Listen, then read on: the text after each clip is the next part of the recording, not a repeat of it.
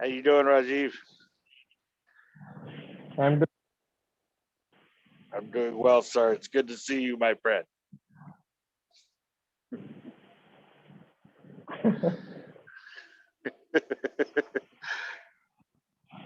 It's good to see you smiling on a bright sunny day.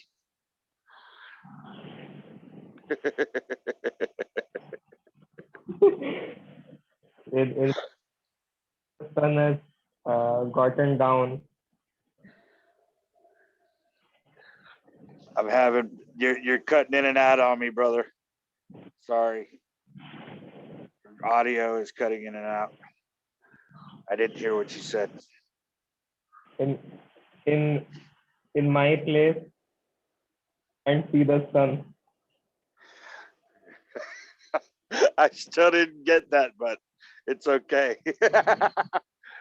I did not hear what you're saying. Your audio is having a malfunction of some kind, but that's okay. I'm just glad you're here, man.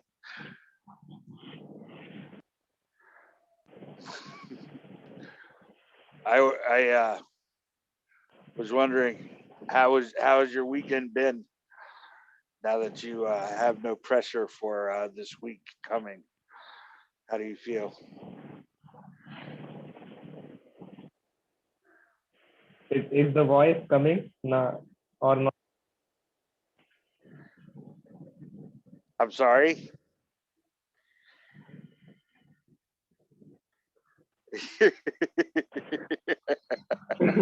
I'm so sorry, man. It's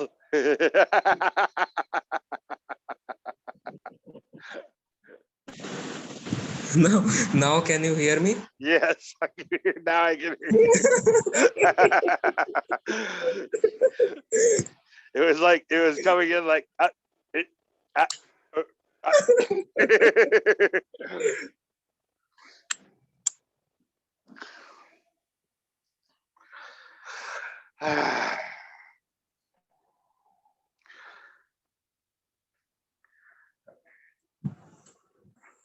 so how has it been without knowing that you don't have anything, any school this week? Has your weekend been nice and peaceful and relaxing?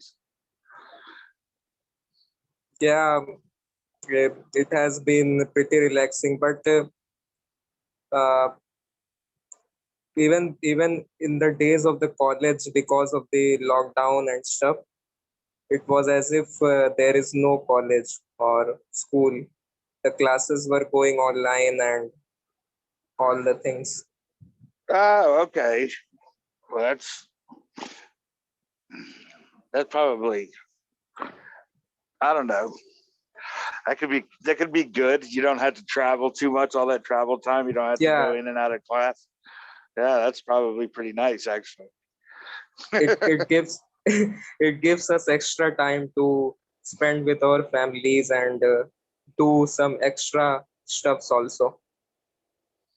Otherwise, the whole day is spent in just traveling from here and there, just going and coming from the college. I mean, sounds to me like you got a pretty crowded city. So the hustle and bustle of the back and forth probably would have been a lot harder. Yeah, That's all. That's great then.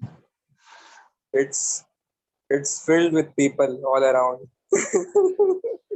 So what do you like to do other than the school and visit with your family? You mentioned other things. You got I I love to watch movies and I love to watch sports also.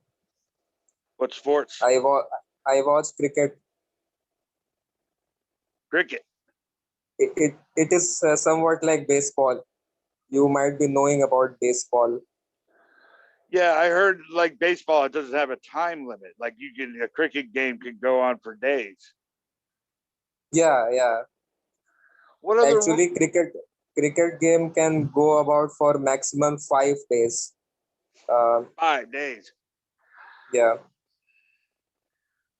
And How do you after 5 days also, there is a result which is called a draw, in which case neither of the teams wins, and it's just like a draw after 5 days? after 5 days also. Wow. How do you score? How do you score in cricket? How do you win? It's just like means there are three sticks, means at total of 6 sticks are there, and 3 sticks are put on other side, and 3 sticks are put in on my side. Let us assume that 3 sticks are at the other end and 3 sticks are at the this end, and the distance between those sticks is at least 22 yards. At And least. they, yeah, at least, and But it it's can be fixed. any distance. No, it's 22 yards. It should be 22 yards. And a bowler takes a ball in his hand, and he delivers the ball from this side to that side. And there is a batter who takes a bat, who is standing at that side. And when the bowler from here delivers the ball, then that batsman has to hit. And there is a boundary uh, in the stadium. And if the batsman hits and the ball goes straight to the boundary on the So ground, so then it so is, like yeah, for like in yeah, baseball, the home yeah, plate, okay, the pitcher tosses the ball and the batter hits, and there's a yeah, specific boundary, okay, that yeah. goes out from the plate.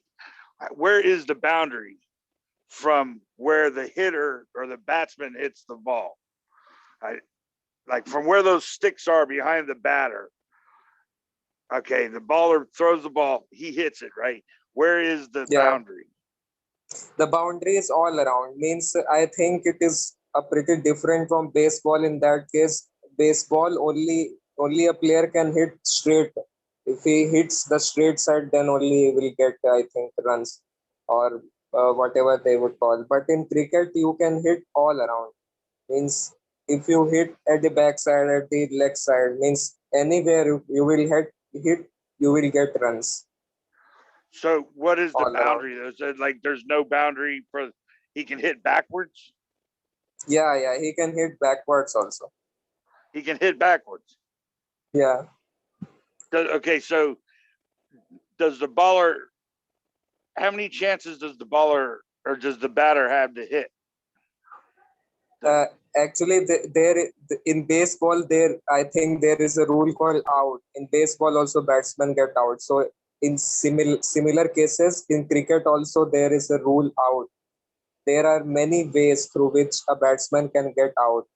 So the first one is if the bowler delivers the ball and the ball straight hits on the sticks of the stumps, which is at the other side, then he is out. So And the yeah, sticks that are balanced behind the batter.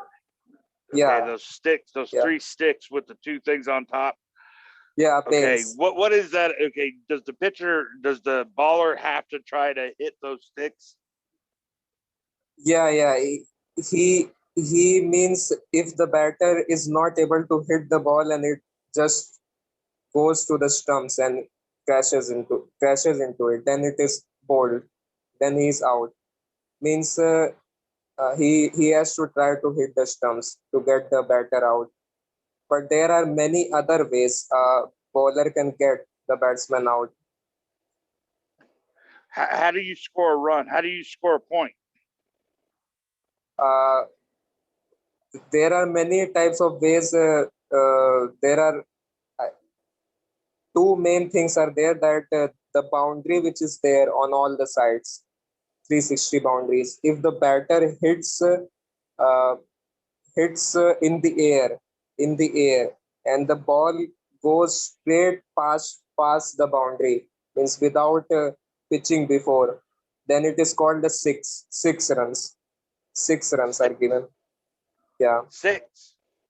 six. How many And different kind if of? if the batter hits the ball and the ball just keeps rolling on the ground and goes past the boundary, then it is called a four. 4 runs are given. 4 runs, okay. Yeah. And that's the only thing you can get, either 4 or 6. No. There, if there is also called 1 and 2 and 3. You can run as many runs as possible. Means two batters are there. One is at that side of the stick, and another is here. The moment the batter hits the ball, he will take runs. Both the batters will take runs. So before the fielder throws the ball to the bowler, in that amount of time, the amount of times they run between that end of the stick and this end of the stick is the amount of runs they will get. The amount of time it takes No, between. amount of runs they will get.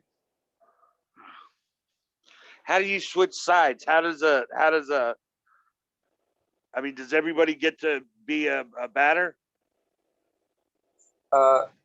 No, everybody can be a batter and a bowler also. Means with regard to their respective skills. Means there are many players who are good at both bowling and batting. So they are called all rounders. All around. All round. Yeah. So that's amazing. Yeah. So how about switching side? I mean, like, how does one team go from defense to offense? Can you repeat? Means I didn't understand. How does the baller team end Yeah. up batting, and how does the batting team end up balling? How do they switch Yeah. sides? Yeah. Means there are 50 overs of a match. There are how many? Means there are one over. Means 1 over consists of 6 balls, and there are means two main formats. One is 5 days of cricket, so I am not explaining that now. I am explaining the two formats which are there. One is played of 20 overs, and one is played of 50 overs. So 1 over consists of 6 balls. So total 300 balls are delivered in 50 overs match. So when 300 balls are over, then the other team who was bowling will bat. So what ends the game? Uh, who the team who scores the most amount of runs wins. After how many? I mean, what? After the set amount of overs are completed. How many sets of ballers? Means after the amount of balls are completed. Means if a bowler delivers one ball, then it is counted one, then second. That wise it goes on and on until 300. And then the other teams comes, and if the other team scores more runs in those amount of balls, then he or she wins the match. Do you play? Yeah. You do? Are you good? Yes. Good. Nowadays I like more of watching it than of playing it. Yeah. Why are you getting too old? After coming across the message, it has made me lazy. That's why. Yeah.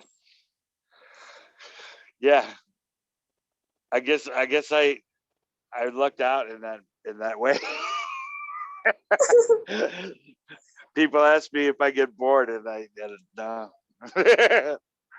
I watched the sun come up this morning. I thought about our talk.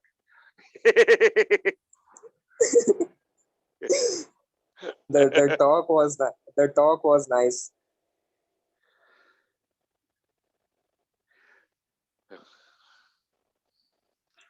I didn't catch that last part. What did you say?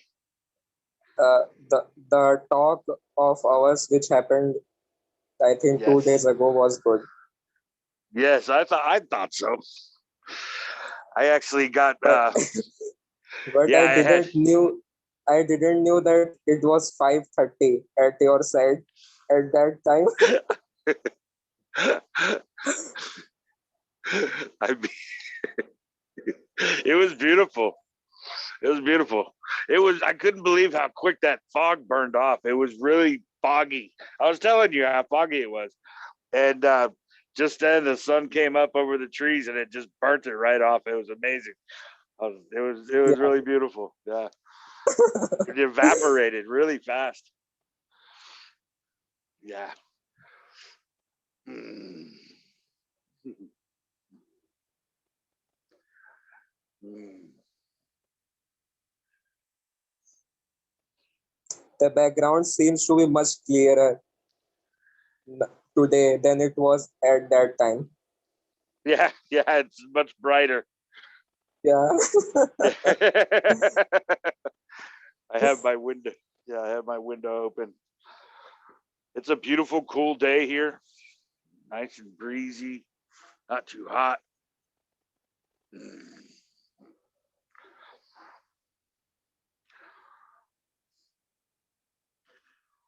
I always wanted to try to hit with one of those cricket bats. What do they call the cricket bat? Just a yeah. I always like that the shape of the bat. Yeah. Yeah, it's pretty enjoyable to play. Means if you get a knack of it, then it becomes pretty enjoyable to watch and to play also, because it has got a lot of varieties in that. Means if you see other sports, then they only go on a fixed pattern. But in cricket, if you will see that there are many types of varieties and many types of distinctions and uniqueness.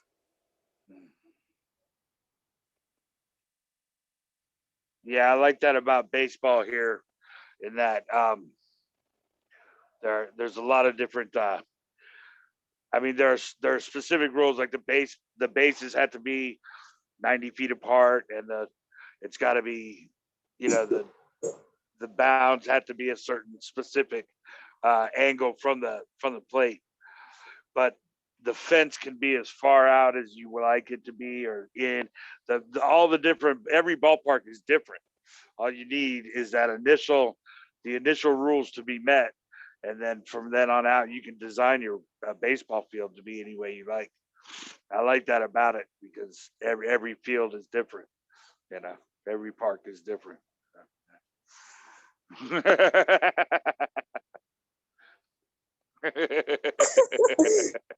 Tony Tony Parsons.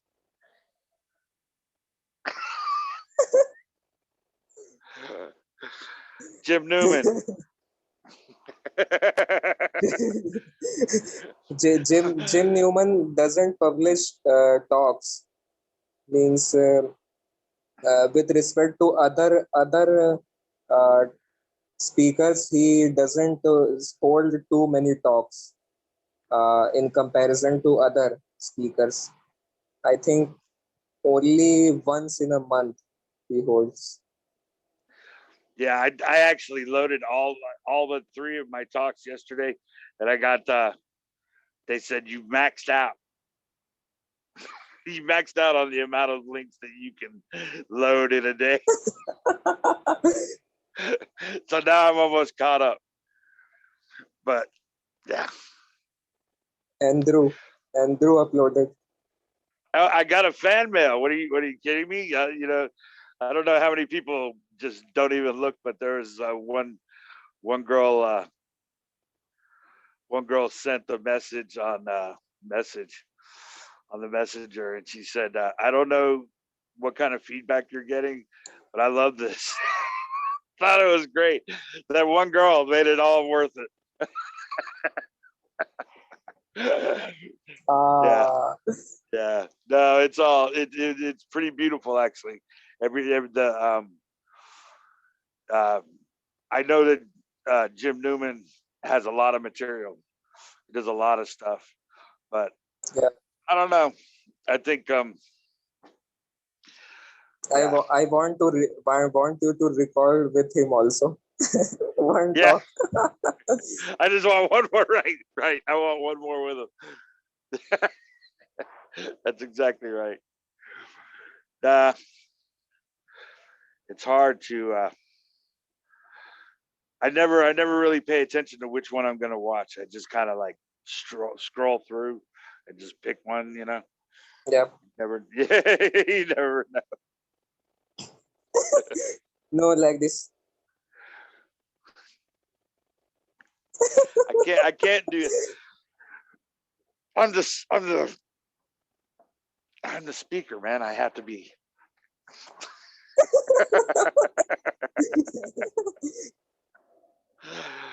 uh,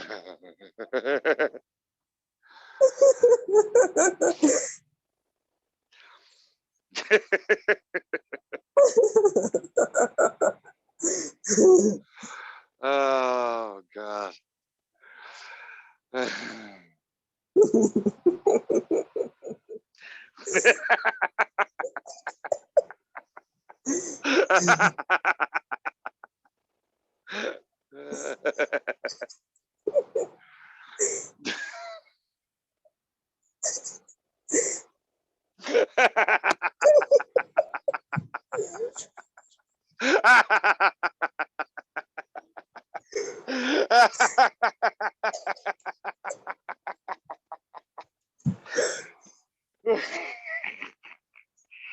Oh no, that's too funny.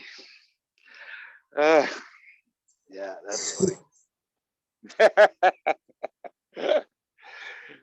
uh,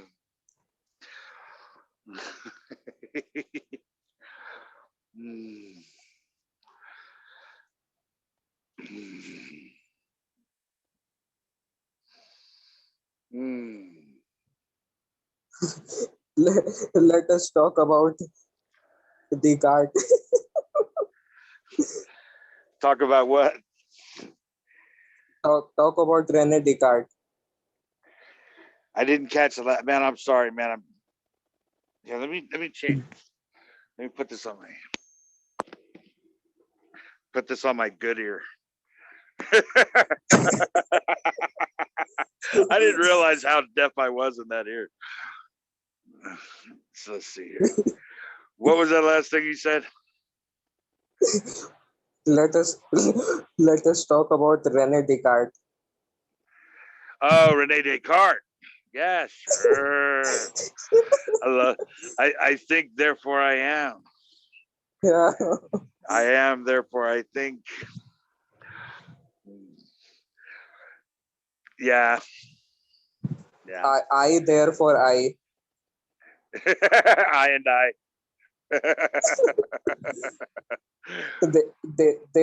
Therefore.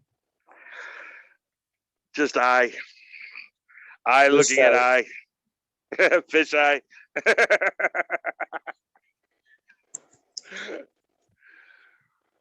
Nah. What do you think I about whenever yeah Rene. about I go ahead, go ahead. I think that Descartes was very close to uh, getting uh, means he was very close to just touching that pillar of knowledge, but he didn't go all the way. Means he stopped that. I think therefore I am. I agree. I agree wholeheartedly. Yes. The he assumes the I, you know. Yeah, It's who am I in the first place? And then if yeah, so you assume that thought comes from a place, or Descartes did.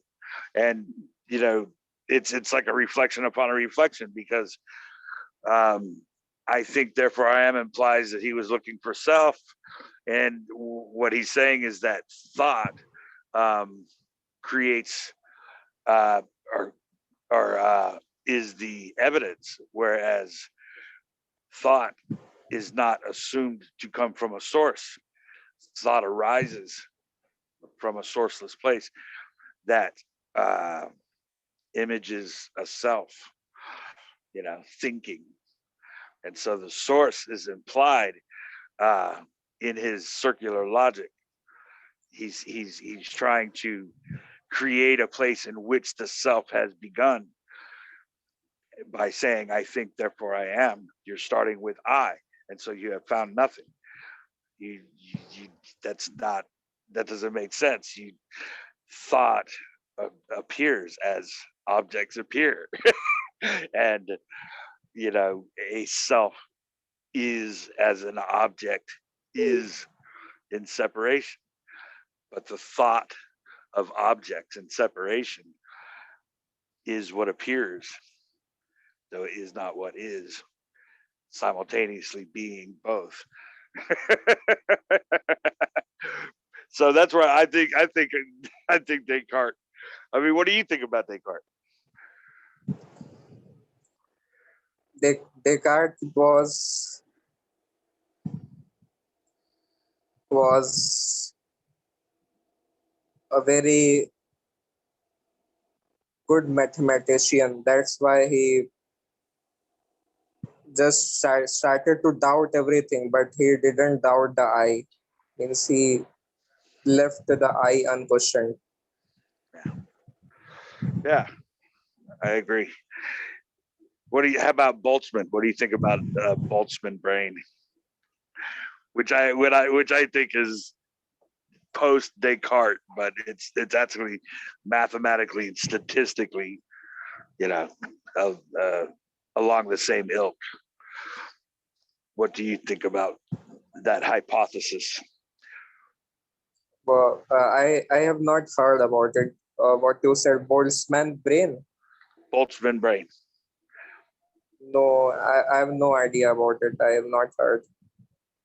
The Boltzmann brain is the statistical and mathematical probability that, of course, this is coming from a mathematician. Boltzmann was a mathematician and a physicist, mostly a chemist. Talking about quantum, quantum particles and how they adhere to each other and things like that. And he was saying that entropy would be most well served by blipping a brain in and out of existence out of a quantum fluctuation, much more probably than blipping an entire universe. So the implication being that a brain blips into existence in Planck time, which is the shortest possible time that you can consider something actually existing. And it blips into existence and out of existence as a physical brain in some kind of medium. And that is far more likely that your brain would blip in and out of existence with all of your memories complete with your entire idea of what existence is in and out of existence, and you never know it. That's far more likely than an actual universe being created and ultimately evolving into what you feel is you here now within this time and space. And ultimately later the Big Bang Theory, kind of is that brain that blips in and out. That Einstein is saying that within the physics of this universe, coming into existence from no definable dimension, not even nothing, blipping into existence and then accelerating, ever faster through trillions of light years, or billions of trillions of light years, and all of that stuff happening. Einstein himself says this is predicated on the assumption that we here now do exist, that we here now are experiencing a reality. that is the physics of macro, macro physics is as the Big Bang macro physics, the standard model of physics, which does appear to be accurate, just as quantum physics appears to be the most accurate, theory. Both of those are equally probable in that assumption that you are not a brain that just blips in and out of existence, which is far more likely. Although you can have the physics of the assumption, but you can never know specifically if it is actual. So Boltzmann would, who ended up going insane later in life, but because of his work with entropy, basically saying that even in an enormous room of some kind, ultimately, eventually, the particles will come together at one point, through infinite time and create a brain rather than a universe.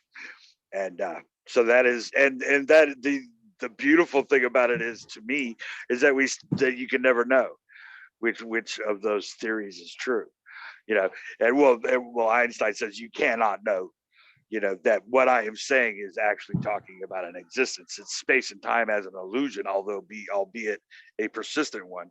It is an illusion. It doesn't, this does not speak on an actual reality. So that's what I think about Boltzmann brains. You explained the entire thing.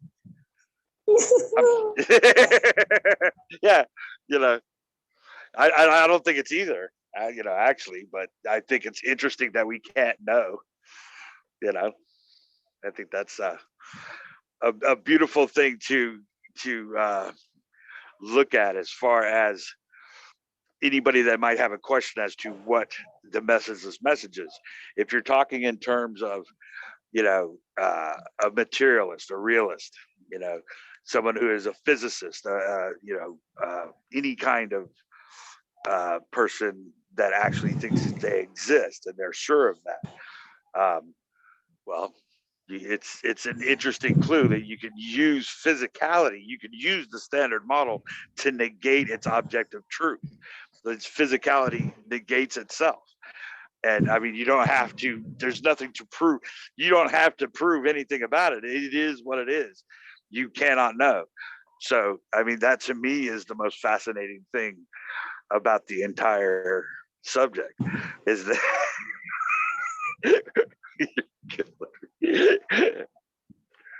you're killing me, man. No, but that's the most fascinating thing about the whole thing, is that you can't know. You don't know if you exist, even by logical, rational, physical,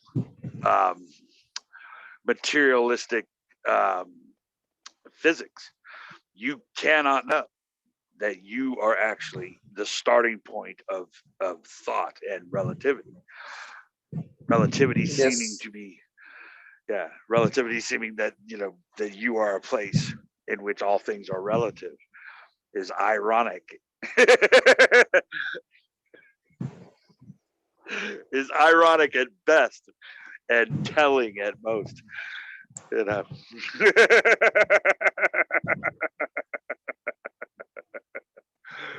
Yes.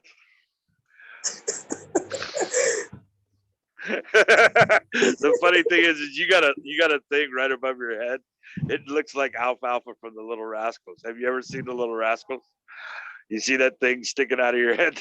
It looks like Alfalfa's hair. Yeah, right.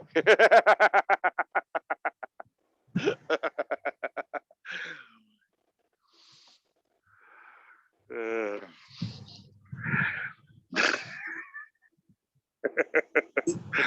Each never, each hair is each film.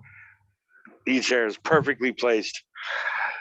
Mine was placed over there somewhere. It looks like a Nimrod, I swear.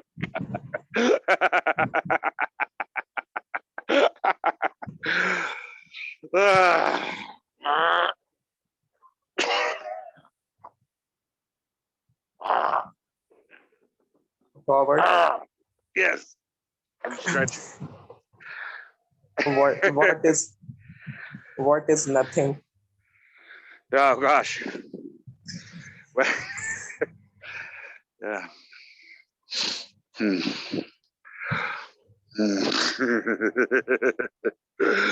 Yeah. You know, I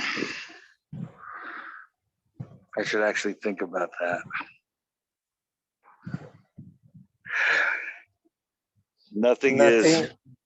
Nothing somethinging somethinging nothing somethinging the everythinging somethinging. Yes, but that's not by way of thought. And, or sorry, wait, excuse me. And that's not by way of thought.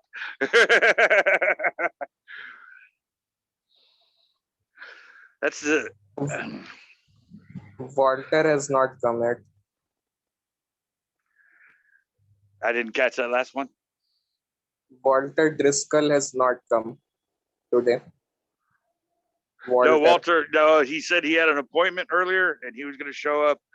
Kokila said that she was going to show up, but she's got the grandkids, and so yeah, they're supposed to both be here, but they've got their pesky little lives. Yeah, but I am going to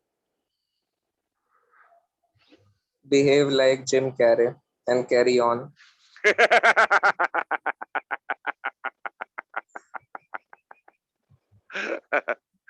I like Jim Carrey, man. I think he's hilarious.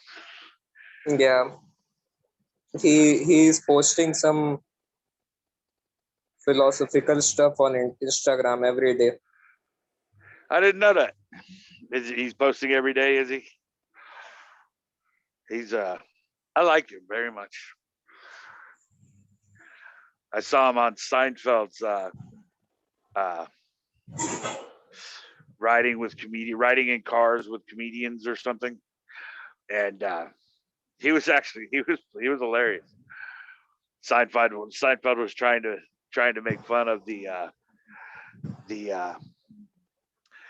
spiritual side of Jim Carrey, or the non-dualist side of Jim Carrey. I don't know what he is. I specifically, I don't know what he thinks, but I know that he's reached some kind of place where he seems very happy. But yeah, he was hilarious in that Seinfeld thing. Seinfeld was trying to make fun of that aspect of him, and he didn't have it. He was hilarious in every other aspect, but as soon as Seinfeld started talking about that, he was just like, yeah, I don't want to start making fun of that. I guess I don't know why, but I guess he's feeling more serious about non-duality than we do. and we are feeling more and more funnier about non-duality. Right. The feeling is mutual.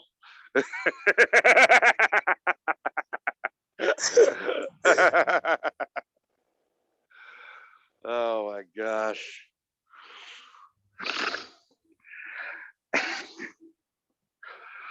Well, I hate to be like Bogey, but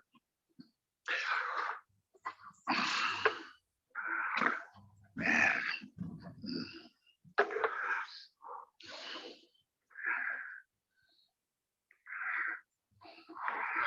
Thanks for being here, Rajiv.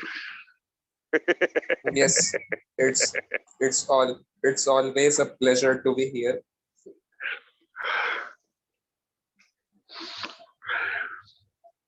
So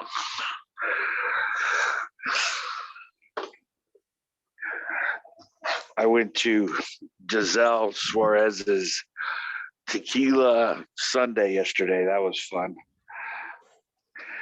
And that went on for like 2 hours, 3:00 Eastern Standard Time. I had a bunch of different people there, like 10 different people, completely different walks of life. That's something I like about. Was anybody from India?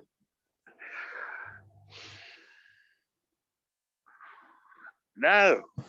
See, you got you got to show up and be the representative. Yeah. I don't think so. No.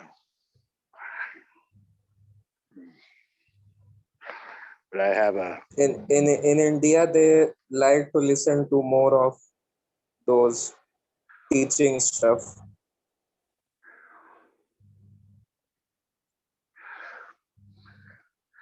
Well, there's not much that I could teach in India. I'm pretty sure, or here at all. What are Indians trying to learn? This Just this.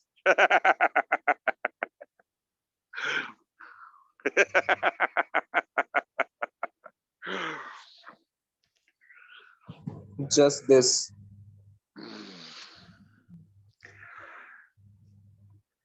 It's pretty beautiful.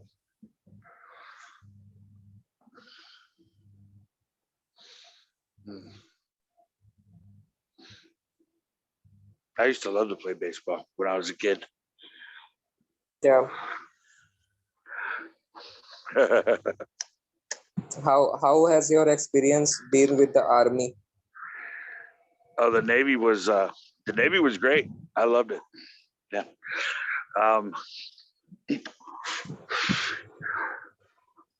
As far as I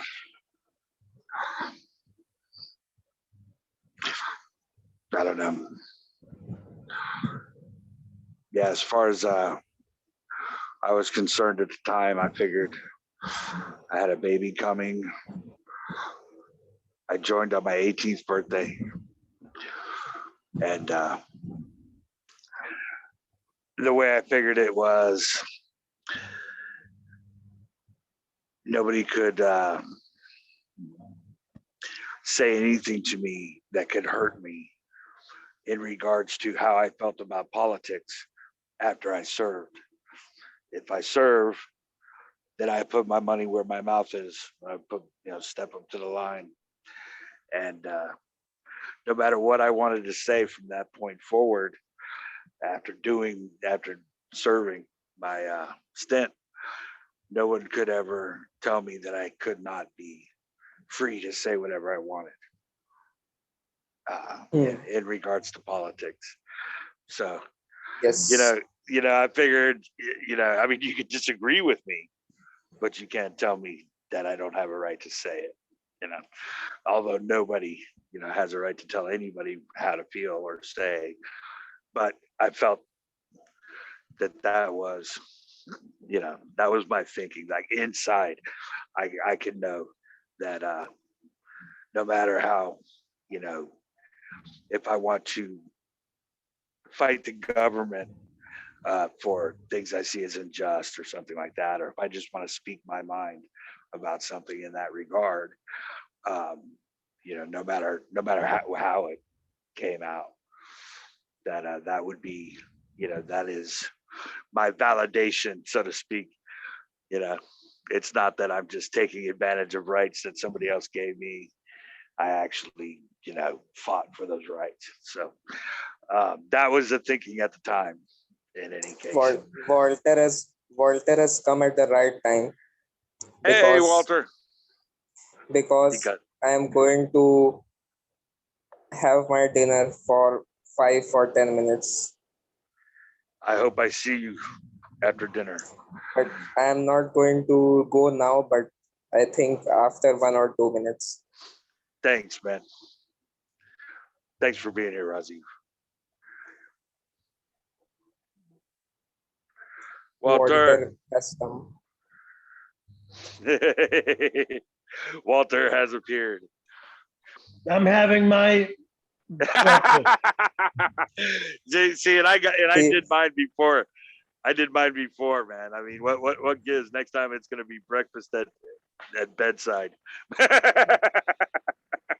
No, He is actually, he is yes, eating hamburgers. He it's is eating lunch. hamburgers.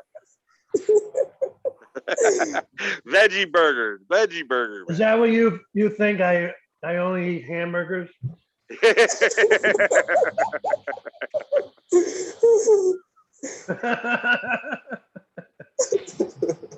It's actually a sausage, egg, and cheese sandwich Nice. on a bagel. I had some chicken last night, man. It was so good. Fell off the. It was so good.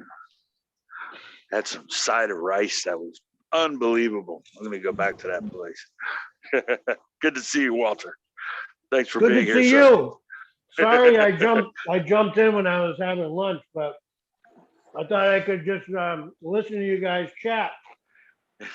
Dog, well, hey, I'll leave you alone, man. I mean, No, that's all right. yeah.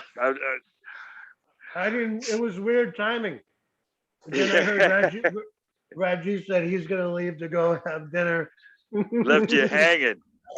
I was like, oh no. I wanted to have dinner and listen to you guys talk. He wants to have dinner and listen to us talk. Maybe him and I will have dinner and just listen to you talk. There you go. There you go.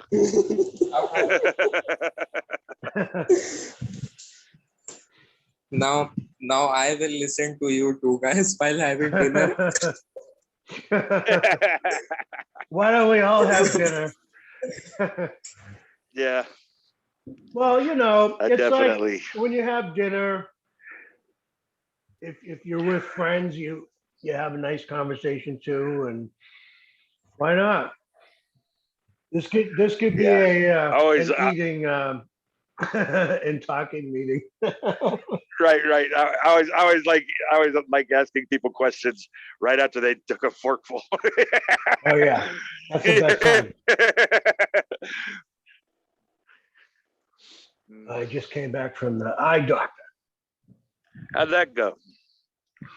It was a little awkward. I'm not used to that, so but that's all right. Yeah.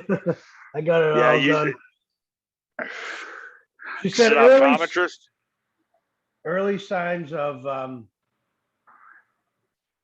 something degenerative. I forget the word.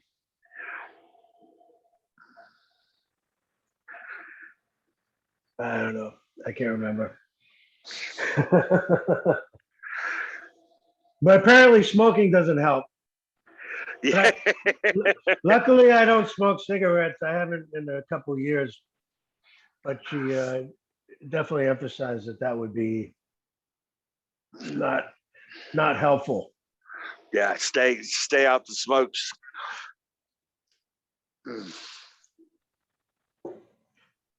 Yeah, I guess diet too. I got to eat my kale. Oh my God. Yeah, it's kind of rough. It's like I used to like to work out and stuff, and I was pretty active. So everything has turned to mush. Like my muscles shrink and everything is just, and I just continue to eat like I used to eat. All of that stuff. And yeah, it's definitely not part of the adjustment yet.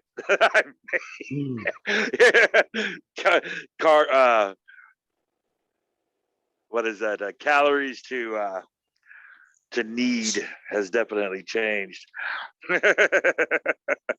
Yeah.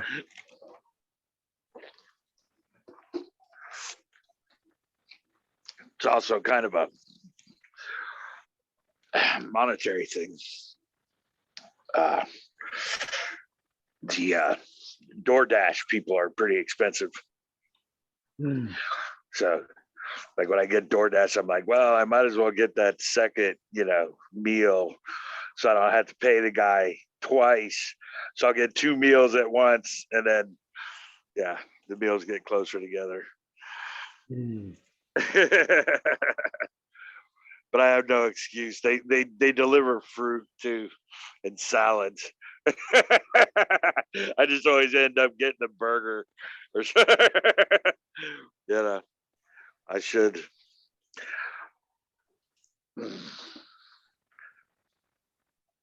Yeah, I guess the part that surprised me was how much glasses are. Oh wow. I went much to are this. Well, I don't know if we should get into all this on your thing. I don't want to bore everybody, but Oh, go ahead, please. well, they were kind of like, your insurance is good and, basically knock yourself out. So I was like, great. Picked out took time to pick out the perfect pair, try it on the pair. And yeah, it turns out it was like, the total was almost $500 Jeez. with the insurance. So then I was like, well, how much for those glasses? And they were like, well, so then I realized there's actually a discount, like a special bin for guys like me. So I went over and I was like, yeah, I just picked one out. I didn't even try it. I'm like, there, I'll take these. Like, just it was the fact that I was oblivious to the fact that all these glasses cost different amounts of money, I guess is what I mean. And I was just picking out, like, just having fun, and then when they told, and then I just grabbed the first pair from the cheap bin. It was like, yeah, and it was like basically $300 difference. Oh, really? Yeah. So is that out of pocket? Yeah, after insurance, I guess. Wow. I don't know what yeah, that was out of pocket. After insurance. I had to get like basically bifocals, I guess. Yeah. But that way I'll be able to just wear them all the time, and instead of always taking these off. Hey, they look good. I like them. Those are the ones. No, they're not the ones. I have to wait 2 weeks for those. Yeah. Oh, okay. Well, I just picked out the frames, I guess, is what I was doing. Yeah. I had no idea, like, frames go for, like, you can really go nuts on those. Dude, even just sunglasses are ridiculous. I like Yeah. I like that comedian. He said, what is the deal with the ridiculous sunglass prices? I went into this kiosk, get a pair of sunglasses. The guy says, that'll be $600. He was like, for sunglasses? He says, they have UV protection. And he says, well, I have a TV that receives this digital signal from outer space. That cost me like $130. Yeah. It's $600 for sunglasses. Yeah. Yeah. Well, I got so excited when they were telling me how great my insurance was. So I thought that meant it wouldn't cost me anything. They're softening the blow, right? No, you're right. You're thinking They you were get like, out of there. I thought they were giving me the go ahead. Like, just go nuts. Yeah. Get whatever you want. Right. Yeah. Yeah. You're out $200 and they're telling you how great your insurance is. Yeah. Thanks. Yeah. So, but I'm sure it would have cost in the thousands, probably. Yeah. For the doctor's time and everything, like all that stuff. Oh, forget about it. Yeah, without insurance. Oh gosh. Yeah. So, but overall, whatever. I'm getting older. Oh, it was macular was the word I was looking for. Macular. I think that's what she said. Macular. Early signs of macular degeneration. Yeah. Which I think it means I'm getting old. Yeah. Right. I didn't realize how much hearing I had lost in my right ear until I got one of these, the single ear things. I could barely hear it on my right ear, and it's like loud as heck on my left. So, Yeah, stuff like that. Plus, I can't see anything without reading glasses anymore. I remember the first time I picked up a book and it was nothing but fuzz, nothing but fuzzy letters. You know, I mean, I literally I couldn't read anything. And I called my mom. I said, "There's something wrong." You know, I was like, What's going on?" She goes, "You need reading glasses. You're 40 years old." Hmm. It's called getting old, buddy. Yeah. I put them on and I was like, "Oh, there you go." I was like, "Mom, there's something wrong, man. I can't." But it was like overnight, you know. So I could Hmm. see, and then suddenly I couldn't see anymore. Yeah, that was fun. At Giselle's thing. Yeah, I had to leave by Andrew. I didn't realize it was going to be for 2 hours. You know, I thought it would be like the week before, just an hour or so. Mhm. So, and Andrew was available, and I wanted to catch up with my links. So he texted me. He's like, "What's up, man? You know, I mean, here I am. We're ready to go." And yeah, but there was no set time. But you know, he was under the impression it would only be an hour. So I had to go and set that up and set up with him, and then come back to the meeting and say goodbye once I realized that we were going to be doing some stuff. So by the time I came back to the meeting, it had already ended. So I was like, I figured it might have looked rude that I had left without saying anything. I'd stayed the whole time. I think I left with 8 minutes to go, and so I don't think it's I rude. well, I messaged Giselle and Max and told them that I meant, you know, I didn't mean to be rude and leave without saying goodbye, but it was just one of those things because I think Giselle was like doing her final thought thing, and I just I mean, for me to just leave, I just wanted to make sure that they understood that that you know that there was it was just unintentional. I'm gonna watch the end of it because I wanted to catch what Giselle was saying at the end.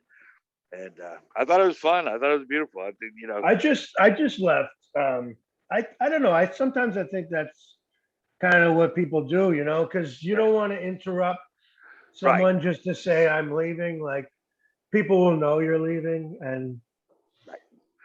it's Yeah, just I don't know. I just say it in the messenger like bye everybody, or right. something. But Yeah, I and that I was, I never expect anyone's gonna assume or take it personal or take offense.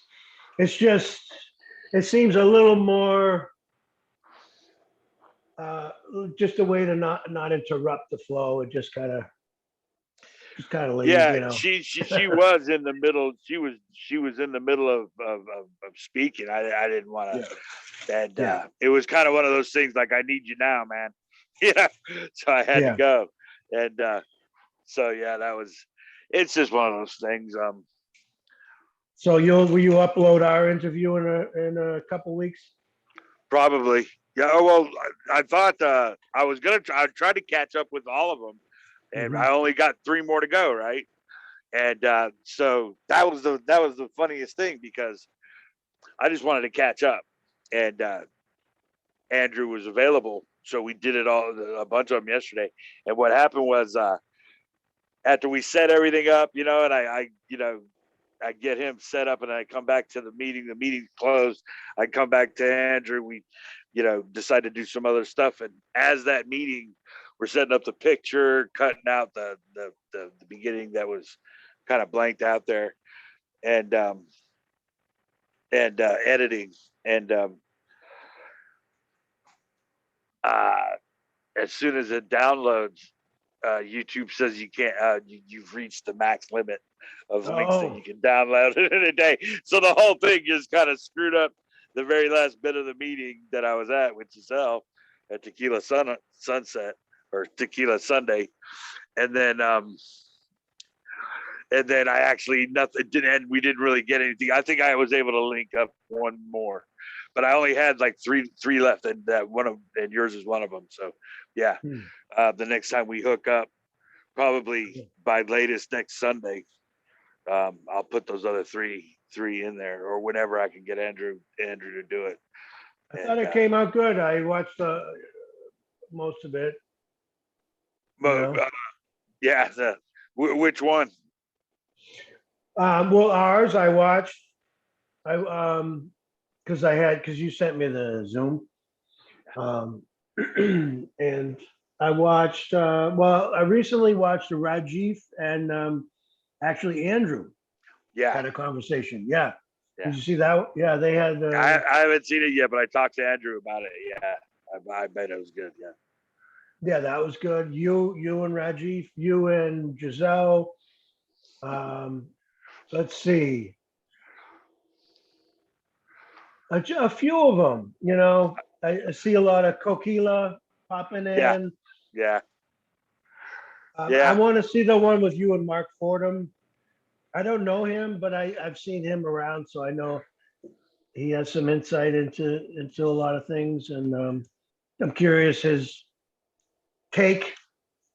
Well, he's actually Mark Fordham is actually was surprisingly open, and I talked through the most. I just rambled on through most of it, but he he seemed to like it towards the end. I said, "Man, I'm so sorry.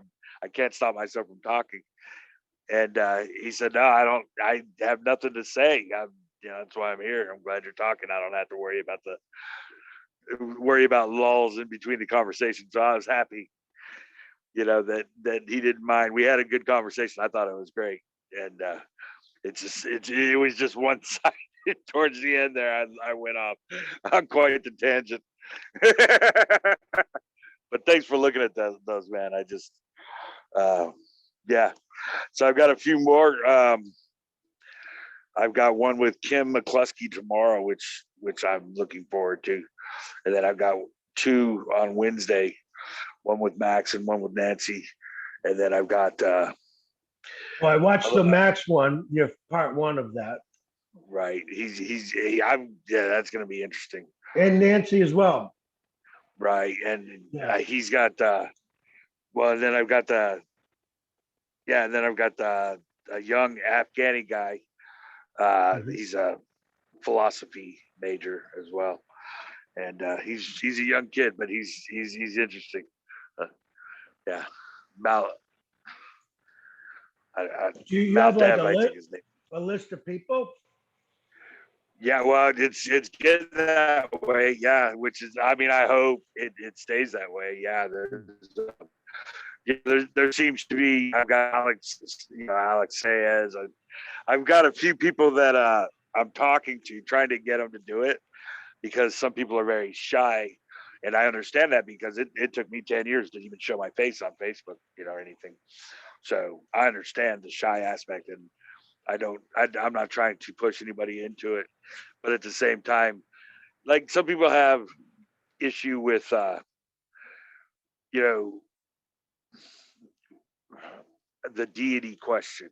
Some people are very strongly devout, and though though they are my friends, um, at the same time they don't want to be disrespected or have their beliefs disrespected, and have that all over the internet, or at least available to anyone. They don't want to be made to look, or their god to look, disrespected, or in any way try to throw that to the wolves, so to speak. And I try to comfort people in that I just want to have a decent conversation. I just want to, and I think it would be a um, privilege to get somebody that I respect very much to talk about their beliefs, as they are, without any fear of some kind of hostility. That's not what I want. I mean, I want to have a conversation with my friends about, what they think, what they believe, what they think and feel, and and to end on a good happy note. It's not about fighting. I mean, there's no ill will involved, and I think it would be a tribute to those schools of thought if we could just discuss our points of view, and it would be beneficial to those of a similar mindset. Say, I mean, just as far as having a decent conversation for the purposes of being watched by people that are interested in the subject. I think it would be beneficial to be able to see a couple of people that have different points of view that could just discuss it and try to, discuss, their favorite authors, their favorite personal stuff. So have you done validity. interviews with somebody that, let's say, believes in God or prays Yeah, to a well, God? yes, there's a couple of people that I have conversations with that won't that are too shy to be recorded, and but then every time, you know, even though I try to get them to just put it on record, and I tell them, well, you can have this for your own, or you can you'd have this for your own to watch for yourself, or um, you can tell me to erase it directly after. I mean, there's no pressure at all. But every time we don't record it, it turns out to be really good, and they will say, "Damn, I should have recorded that." So I'd like to have the option, but give the other person the person that I'm talking to the option of having it put out on the internet. And I always tell them that they, it's completely up to them. So the unfortunate part is that a lot of people don't trust it at all and don't even want to give that kind of don't even want to give that kind of information out at all. So it's it's one of those things where I'm walking a line. It's one of these days they'll do it, and perhaps I get a lot of I'm praying on it, or it's one of those things where they're maybe wear a mask or something like this, or I so they don't have to worry about me like meshing their face and voice. It's pretty intense. I mean, other people want to talk about personal stuff and don't want to be recorded, and that's also a touchy thing, because sometimes you want to go in about personal stuff and it turns out to be about everything and nothing.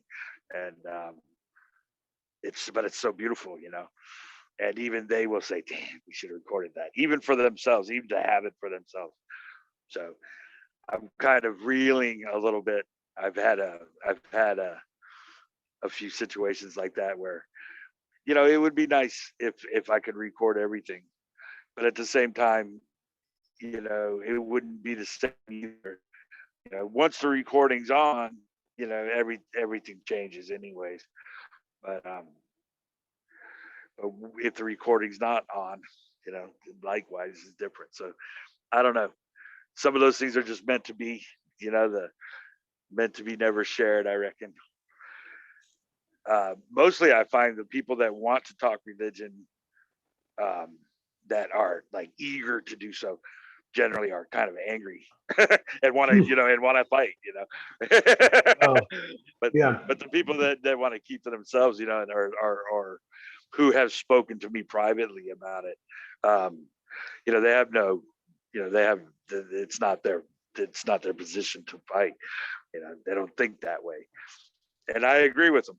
And I would just like to present that. That's my, I guess what we're talking about here is that ability to actually record it and put it out. I would like to be able to do that, have some decent conversations without having to worry about How going about into. gurus? I got a nice message actually. Sometimes I'm a little suspicious or apprehensive about Yes. engaging because I know sometimes it goes in the wrong direction, Yeah. or sometimes it's a scam. Yeah. I'm not very trusting of Mhm. strangers often, but so this person says J Guru something to me like that. And I didn't really, so I started asking him what he meant. And his, he likes, oh, what's that guy's name? Do you know Ram Dass, who he went to see in India? The name of the guy? Oh, yeah, the kind of heavy set bald guy. Yeah, with the blanket. Yeah, yeah, yeah. Yeah. Yeah, that's his guy, and I was like, oh, that's cool. You know, I don't know very much about him. I think it's just what I remember from like Ron Dass and those guys saying about him. Really, just very secondhand. I never read his direct teaching. So I guess I was wondering, have you? So I knew he had this love for this guy and worship. Whereas, like I love like say Maharaj. I talk a lot about because just because I enjoy his books, Yes. but I don't feel like a bhakti kind of. You know, I don't need put pictures of him around or an altar shrine. Right. Yeah, and I don't. You know, I also don't. But I don't make fun of that. I don't Right. belittle that. That's Right. just not. And I'm just. It's not the way. It's not a part of my tradition. You know, in my culture that you would have a shrine in your house. You know, Yeah. just wasn't raised that way. Um, but it is interesting, you know, because even Maharaj had pictures of. He was still in that tradition. You see, even but it was for him. It was just for entertainment purposes.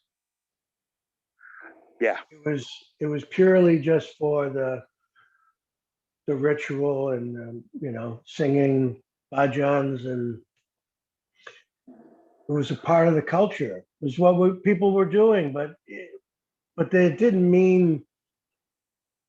I don't think it meant to him what it meant to some of the other people. If you know Yeah. what I've I got mean. a. Yeah. I think I do. Um, I like to say that I wouldn't subscribe to the beads and the robes and all that stuff. Interestingly, I've been talking to people that did and have, you know, and it's kind of a new experience for me because yeah, I just never, yeah, I would never, I just wouldn't do that. But now that I've spoken to people that have, and they have the pictures and the robes and the beads and all of that, the shrine, you know, to me, that's not something that I understand insofar as non-duality is concerned. You know, I don't understand how you can follow someone else in that respect. In that, you know, to look at someone else as having some kind of closer feel to or whatever that whole thing is. It has to do with divinity, I think, and you know if it is strictly just teaching, or if it's somebody a speaker that you resonate with, that's one thing, but the shrine and all of that thing is completely is completely different. And what I Oh, it's want to do, Nareem Karoli Baba. that sounds That familiar. was, yeah, that's the guy. Sorry, I just went and looked at the message. I just wanted to remember who it was. That's the Yeah. guy that you were talking about. In other words, people just will say hi, and I'll say hi, and then they'll say something, and I'll be like, he said something about guru, and I was like, okay, I didn't really, you know. And then I said, who's the guru? And he said, Mareem Karoli Baba. And I said, okay, that's your guru. And then, but I respect that. And so we were talking, I have limited knowledge of his teaching, so I couldn't really, but I almost felt like maybe it's like, maybe he wanted to turn me on to his guy kind of a thing. You know, like this is the guy. And I'm kind of like, well, I I'm always not. get the feeling that they Yeah. get points for that, like they're recruiting. You know what I mean? Yeah. Yeah. You know what I mean? I mean, I dig that. I mean, you know, a lot of times when someone really is special to you, you feel like they should be special to everyone else too. And the thing about when this word is overused, but it's resonance, I resonate. That's a that is something that only has to do with you. And if so, for some reason that message does something to you, affects you somehow, turns you on, then that's great. But that, to somebody else, it's gonna look and sound completely different. yeah, So I don't think it's the guru is so special. Um, yeah, it's just what it means to you, how it lands. yeah, For me, the worshiping stuff just never. I couldn't get into it. yeah.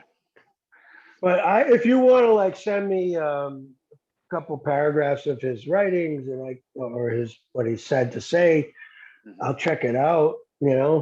But I'm probably not going to end up putting a picture of the guy mhm. anywhere in my apartment. Yeah. Well, yeah, that was the. Yeah, that's the.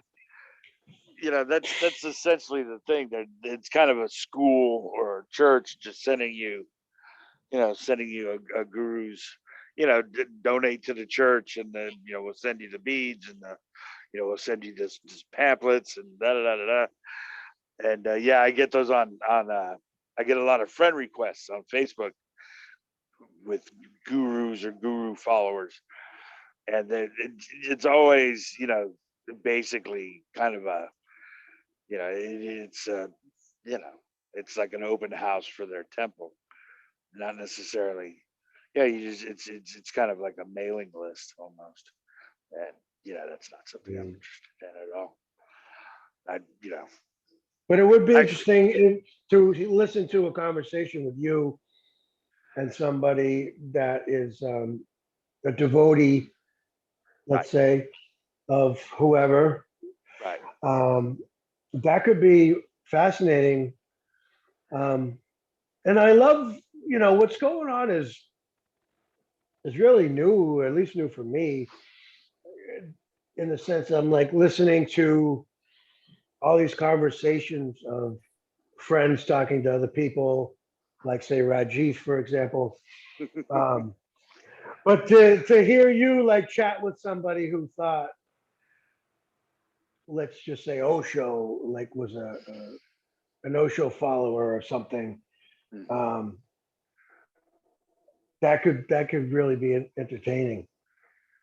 That would be. I would welcome it too. I mean, I definitely. I hadn't thought about that. Like chatting with because I get a lot of the Osho people too. I actually was talking to one this weekend. I should probably ask her. That's a great idea. Have them on.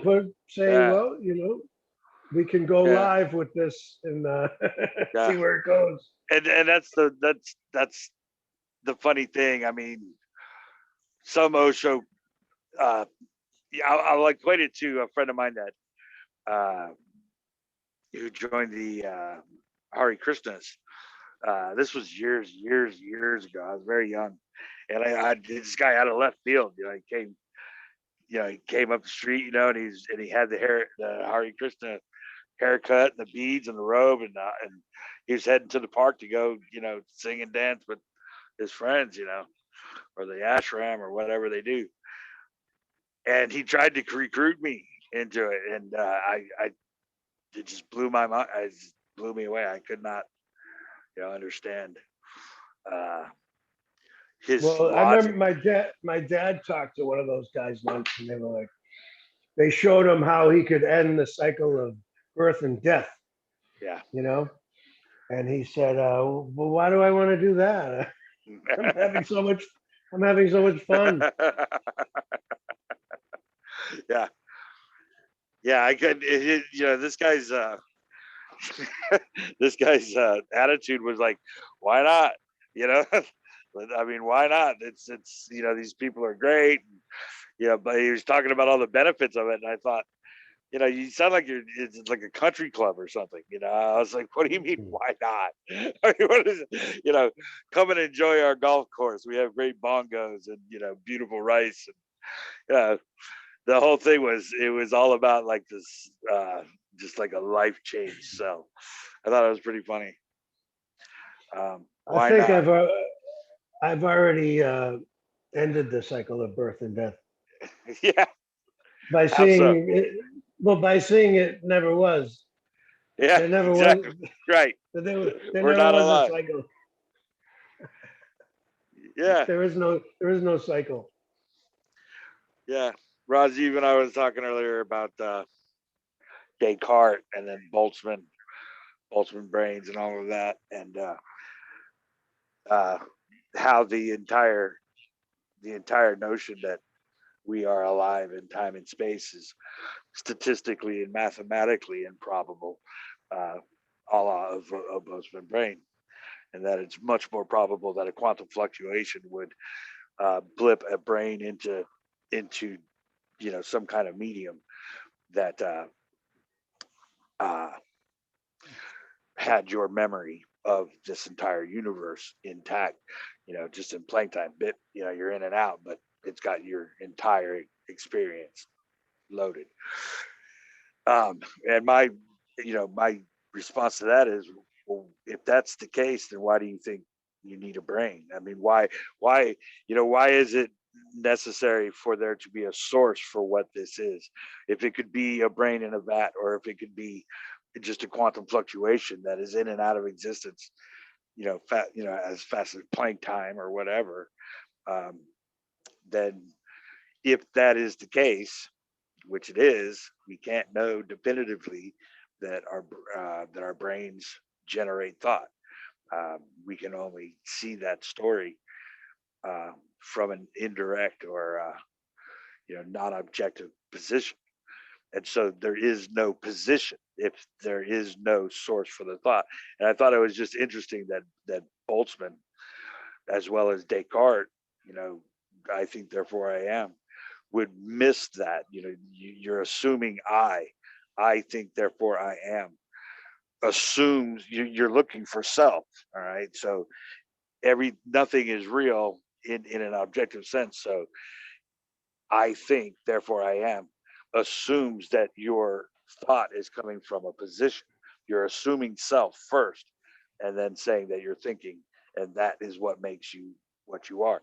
So it's a reflection of a reflection. It's not an objective point in which to start. It's a claim without a validation. And so Boltzmann, you know, took it further, and mathematically and statistically and through studies of entropy, said that it was you know far more likely that what appears to be experience is a quantum fluctuation of a brain that flips in and out of existence. Now, what would that brain be? Is it an actual physical rendition of a human mind, or is it just the experience? Well, my my point being, if that could be a rendition of what appears to be a human experience, then why does it need a source at all? I mean, why is the entire idea of a source in the first place is assumed, but you're just making up any, even the physical standard model negates or negates itself as far as an objective reality. It cannot be known to be actual. You can say that what appears to be happening within this framework of physicality can be tested, but you cannot know it to be objectively real. And so, uh, as Einstein would say, it's um, space and time is an illusion, but a persistent one. And then you go to Boltzmann, So, I mean, and what he means by that is that, I can test what appears to be reality. I just can't prove that it's actually reality as it appears. And so, and, you go through all the physics, and in this way, physics, negates itself, as far as, and, testing actuality.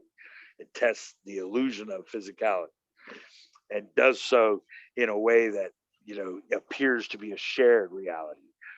But if you cannot know your own object or source of thought, your own object of, or you cannot know that a physical brain is where your thoughts come from, no matter how obvious it appears, it is not objectively true. And therefore, it's not objectively real. And therefore, all of experience does not necessarily have to come from a source. Even the thought of source is incorrect. It's backwards. Thought appears with a story of a source in it. It's the story of dimensionality and causality without the actual of without the event of a cause. It's the story of a cause without the actual event. And so what appears is an effect without a cause, and people searching for self in the appearance, but they can't find it because for that very reason that there is no definitive source. And so all of those things are predicated on the assumption that there is a me in time and space, and that we are separate individuals with separate ideas and separate consciousnesses, separate lives, and we will go our own way. But in fact, that's not what is. What is that Walter will go about his day to day expressed as a character in the totality of existence. And everywhere Walter goes will be that paradox that you lose yourself as an individual with a source for thought and are now being expressed as the totality. The beautiful thing is that as you lose yourself or your your will or any doing, the beautiful thing, and what I think a lot of people get wrong, or a lot of appearances, describe as incorrectly, is that it's somehow depressing. Whereas the way I see it is Walter is being expressed as the totality. In this way, you lose yourself in one way and gain the totality in another. So it's not necessarily you experiencing something. It's the What is it totality. when you say it's depressing? What do you mean? Well, an individual will appear to be depressed. They'll come Just to in general, yeah. or about this particular Well, topic? because they don't do anything. Like a person will say, now all of a sudden I have no control. There's nothing for me to do, and so it's depressing because it doesn't mean anything. It's not going anywhere, and all of my beliefs and everything that appears to be the thing I love, or So you're everything that I talking. appear to live for is now no longer. I just want to zone in on it. So you're talking about a seeker who comes to this message and hears it for the first time. Even speakers, I see some Are great. depressed people that are speaking about this are They depressed appear about this. depressed. No, they appear depressed. Yeah, they appear depressed So they're not because, really depressed. well, they're not really. They're not real. I mean, they don't Well, exist. yes, but what I'm trying to establish here is uh, being depressed about this message or just experiencing depression Oh in well, general. I'm not a psychiatrist, but I would say that some people get depressed about the message. This message, yeah, they. I don't see that. My I don't see someone that actually, let's say, well, is coming from a place of sharing this message that actually feels depressed about the message. Is that what you're saying? Yeah, I think some people are. Yeah, it's like anything else. I mean, some people get depressed about it. Yeah, But that I wouldn't mean, make any sense. in the appearance. Yeah, But I mean, in it the doesn't make appearance any of an sense. individual. Yeah, I know. It's not. I say individuals appear, or the No, but I'm appearance. not even being pedantic or Yeah. what I'm saying is the message itself, which there's nothing depressing about it. I'm with you on that. I mean, personally, I I find it I find it beautiful. I think it's great. You know. As far as stories go, I mean, Yeah. there are things that could happen in my life that would make me upset and depressed. Yeah, sure. But that's not one of them. Yeah. Not for me. I mean, for me, it seems like, I mean, it's like I mean, it's just a game. It's a playground. There's absolutely nothing you can do, and so what happens is But there's nothing you can do, Howard. there's not even There- nothing. well, there's no you. Right, right. I may have said this at least 3 or 4. Now that I'm listening to all our own talks, I see my. I say that I'm saying the message is not that there's nothing you can do. It's that there is no you, and There's that no you to do it. Right. the Right. doing does appear to happen. Just like I'm drinking this coffee, we're having a conversation. People appear to get depressed, but do people really get depressed? No, of course not. But in the story, sad things can happen. I don't know. Yes. So I think anyone who's getting depressed over hearing this message doesn't get this message. Well, yeah. Seems like to me. I mean, Because the point is that if you think it's hopeless, it's not hopeless for anyone, it's a good point. right? Yeah. Like who's going to be in a state of hopelessness? Right. Or who's going to feel like they can't do anything, or it's useless, or it doesn't matter, like and that kind of stuff. Damn good point. No one. But all that apparently happens. I mean, or it doesn't. But I mean, the message itself. I mean, it's nothing but freedom. It's nothing but freedom for no one. It's nothing but boundless, limitless possibility. It's beautiful. It already is. Yeah. It's appearing as a Howard and a Walter and a Rajiv. Is Rajiv here? I don't even know if he's here. Oh yeah, he's here. I see there's 3 people.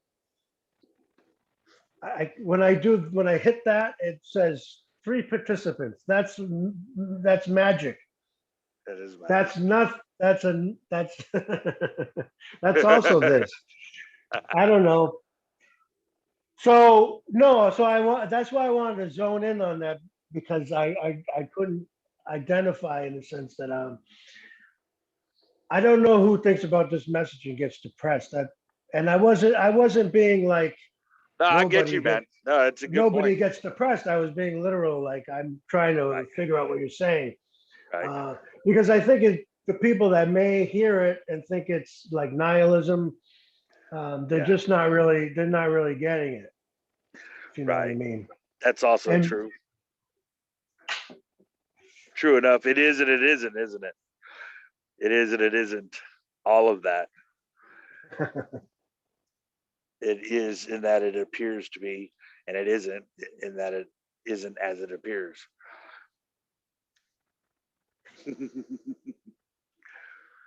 It's the bouncing around of, it's kind of like having this meeting, I'm talking to my friends as they appear, right? And so, I'm not, we're not talking in terms of what is, we're talking in terms of what appears. And then to switch to, a more a speaker tone insofar as what actually is, yeah, that can fluctuate, much like the story of the self can fluctuate in and out of a dualistic understanding or a non-dualistic understanding. It's both, in that it appears one way, but it is not that way. So for the individual, as some speakers would say, for the individual, it is completely useless to know that this is an appearance exactly as it appears, but not at all as it appears. So it's both, existing as a Walter in space and time and separation, but it is not separate. And so for that individual Walter, there could be, or individual that, theoretical individual that may be depressed, for example, um, it is the getting them to understand that it's um, not necessarily going to change anything about your life in the character of X person, but at the same time, it is what is, in that you are not an individual in time and space. You just appear to be. So, yeah, that, Yeah, I I guess. mean, it's like all those, you've heard the ocean and the wave Mhm, stuff. Yeah, right. so it's, or there's a billion of them. That even appearing separate to who? It's appear the it's like it appears separate to a part of the thing that's not separate. Yeah, that's the But I beauty of don't it, then. like, so I'm the wave and you're a wave, and we think, the parts of the water that aren't rising, those, that's the separation between us somehow. Yeah. And I was just thinking about my day so far, going over there, having the eye appointment, coming back here. There was a little, I'd say, anxiety coming up with the money, because I knew, I wasn't able to afford like those, so then I had to go pick out a cheaper pair, and there was like uh probably feelings around that, like around money, and like, geez, I wish I could just come in here and get whatever the hell I want, but I gotta, you know, get what I can get, you know, Right. not what I want necessarily. You want young eyes, right? Well, that would have been even better, but the whole thing, I don't know, was just sort of a play in consciousness, as they say. It was just that whole engaging with the people over there, and coming back, and What there's do you all mean by there's consciousness? I mean, when I say a play in consciousness, I mean it's like the observer, the the witnessing presence, the awareness, like, all the people you talk to talk about these Yeah. things. Yeah. um there's something that seems to be aware of a story of going over to the store and being here with you, and then I'm going to see my wife tonight. She's going to ask me how my day. I'm going to tell her about the doctor. I'll say I chatted with Howard, and had my lunch, and all these things will be the story of my day. But it's like a play on consciousness or in consciousness, but it's made up of consciousness. It's the observer and the observed are the same. That's the thing. That's the mystery. That all that just seemed to happen. This is seeming to happen. But yeah, I mean, yeah, is that okay? Definition? I say consciousness is the I amness, the presence of awareness, the beingness, isness. I am, you know, Yeah, and that would be manifest consciousness. right, and that is the now. Bear with me because I'm going to try to take that one another step Yeah, go and ahead. say that consciousness is the illusion of separation, in that Walter believes himself to be experiencing other things in time and space, and so um, everything that appears to be happening seems to be this navigation of that dimension. And so consciousness itself is as like the individual that would get depressed, or the individual that would be elated, or any of that type of thing, is the story of the individual within the character story of separation. And so, yes, in that way, consciousness appears to exist as separation appears to exist for that individual, although they cannot know. And then therein goes that cycle of a lack of a source for that appearance. And so consciousness appears to be separate, but has no place in which to make that separation actually true, or to be or known to be true. And so everything that appears to be consciousness cannot be considered knowledge in a ultimate sense. It can be considered knowledge insofar as the dimension of space and time in which the individual finds himself in. So the paradox of that is the what appears to be awareness and experience and all of that kind of thing is is part of that character in separation illusion. But what goes Yes, beyond yes. what goes beyond that appearance of consciousness is there's nothing there, because it's not that you can get outside of yourself and become aware of a source. It's that there is no source, and what appears is a lack of, and then paradoxically what appears is the lack of separation. So it's both, it's literally both, but it's no longer a It's yeah, it's no longer you that's conscious, from that paradoxical understanding. It's just consciousness appearing as a you, aware of other. That would be my take on that. yeah, I agree. I mean, it's none of it's true. Right. None of it's the ultimate reality.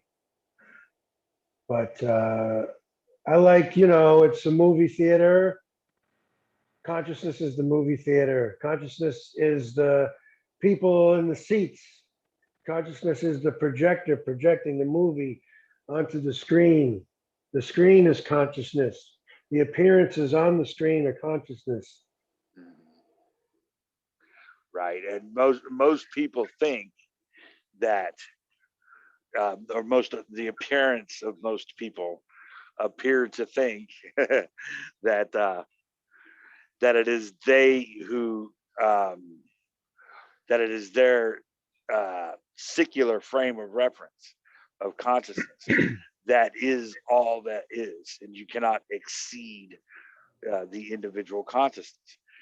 That is also predicated on that assumption of an individual, the assumption of a place in which to say that consciousness appears, i.e., a brain in time and space.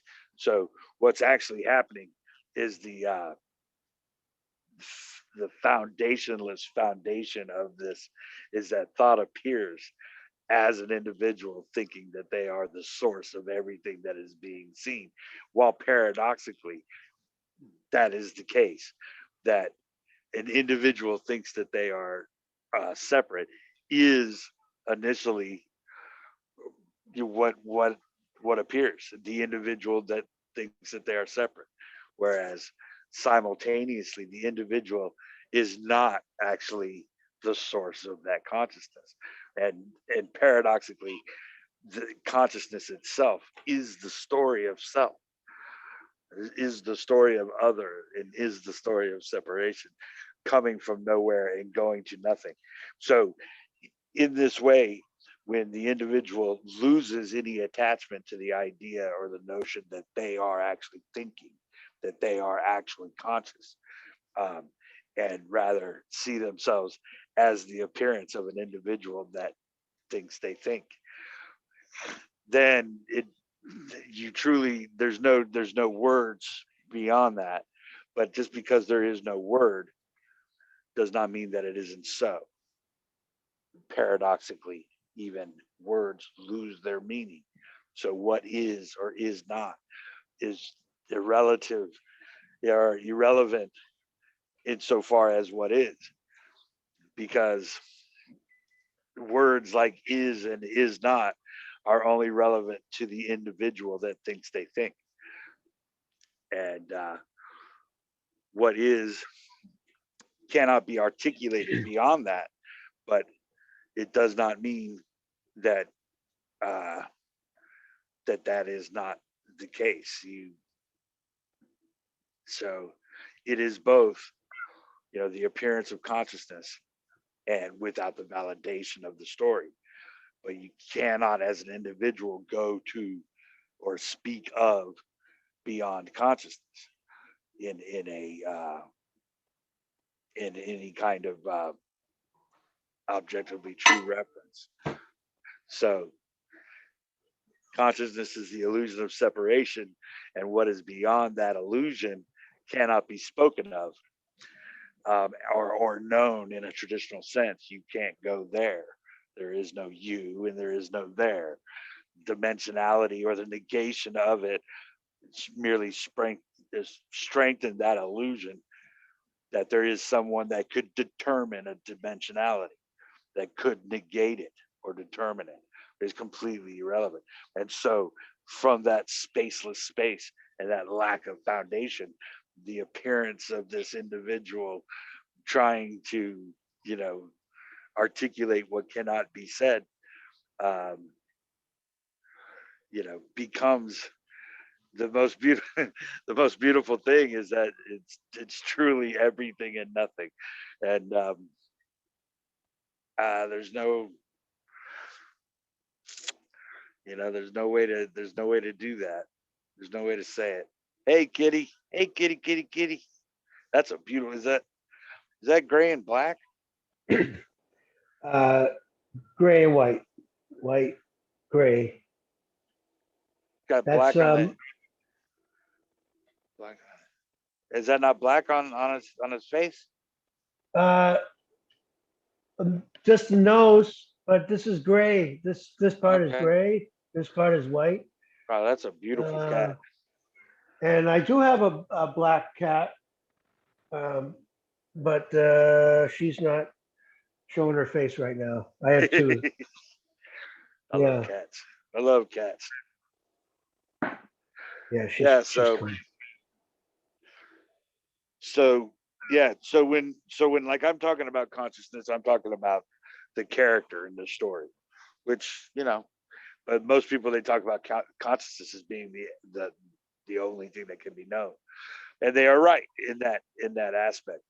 And I've spoken to several speakers that actually don't want to talk about um, the lack of experience, and that could be kind of a letdown. But What do you mean lack of experience? well, people want to talk about experience, and that there's an individual experiencing a thing. There's the experience in the terms of separation, an individual that is conscious and aware of other stuff.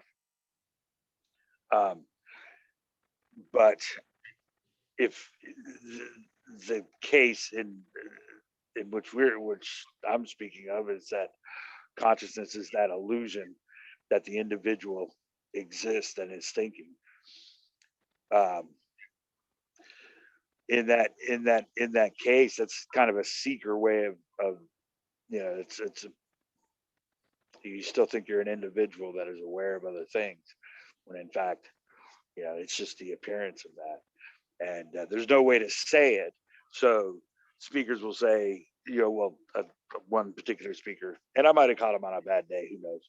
But so I'm not downing anybody. It's just that they didn't want to talk about what is beyond experience, because it kind of shuts the conversation down, in that you cannot speak of it. It's not an Oh, because it's unknowable. They didn't want yeah, to talk about it. right. And Oh. so what they were saying is, what they wanted to talk about is what appeared, rather than what appears to appear. Oh, I get that. Sure. It's a weird thing to establish up front, though, Bill. I do not want to talk about Right, the right, right, right. absolute. I don't want Yeah. to talk about uh, anything that cannot be known. Right. And Oh, it's interesting because anything you're going to say about it is going to be false or, unverifiable. right. And I'm kind of taking the other route with it, with like just talking to friends, and under any kind of pretense that's Oh, available. here's the other one. Sorry, just because Oh, we're no talking problem. cats. Can you see her? Oh, that's a beauty.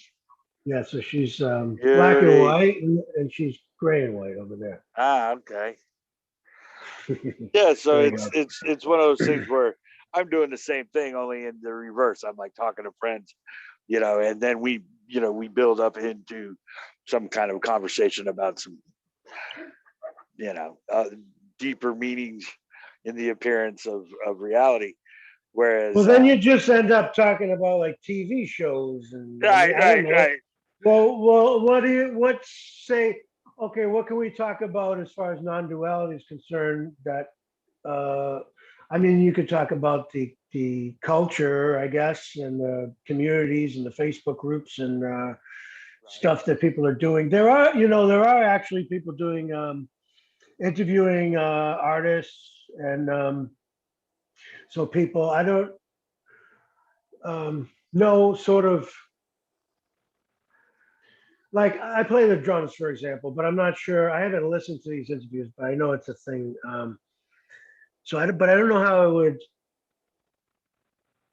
because I think everything is non-duality. There is, Right. and Right. do certain things represent it more, or are an expression of it more than what I'm doing right this second? Than drinking this coffee. Right. Can I show it in my music? I guess with lyrics, sure, probably, but I play the drums. But drums, I guess I could make an analogy there because there's no thinking involved. Right. I'm not thinking about what I'm doing. The Right. hands are moving. Somehow it's going along with the music and it's in time and you always make. I've heard you not. It's funny now that I listen to your interviews. I really know your sayings. You say the band plays the music. The music plays the band. Sorry. Yeah. Yeah. Yeah. So it's like the music does play the band because we're all just like puppets, just and the music's sort of moving our arms and Right. the Right. like the music's the strings and we're just And the beautiful yeah. tie-in. Well, see, and that's the beauty of it, is there's no strings. That's the hardest Yeah. thing, because the music plays the band, in that there was nothing, and then there was a sound, and then there was nothing.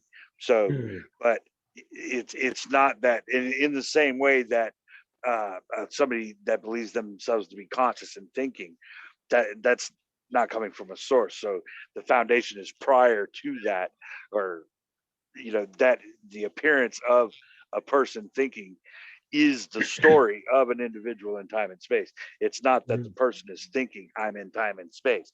So the difference being that the foundation of the non-dual, or the music that plays the band, is essentially this appearance of separation comes from nowhere with an individual in it that is navigating the things that appear as they are separate from itself, and then it goes to nothing. And the beauty of that is that, yeah, the music plays the band, and nothing causes the music. It nothing. There was nothing, then there was a sound, then there was nothing. But we have no example of nothing. So, there was no prior to this, and no post, and there is nothing after it. So this here and now is causeless, and what appears to be the music playing the thought playing the individual, or the individual playing the thought, and then the thought playing the individual, and then simply what appears to be thought and an individual. And so, but that comes from nothing. So, I mean, literally no thing. So it's causeless, and there's no source for it. And in that respect, the music plays the band, but nothing plays the music in that way. And in that way, the marionette has no strings, and that's the most difficult aspect for the individual consciousness to comprehend, because they can't. The individual that is conscious cannot comprehend of a causeless situation. Everything appears to be from a source. Your thought, everything from that assumption of an individual looking at other, that as an individual cannot comprehend that what is happening, not happening, is that all of that appears as music plays the band, thought plays the individual, and then thought just appears as an individual in separation.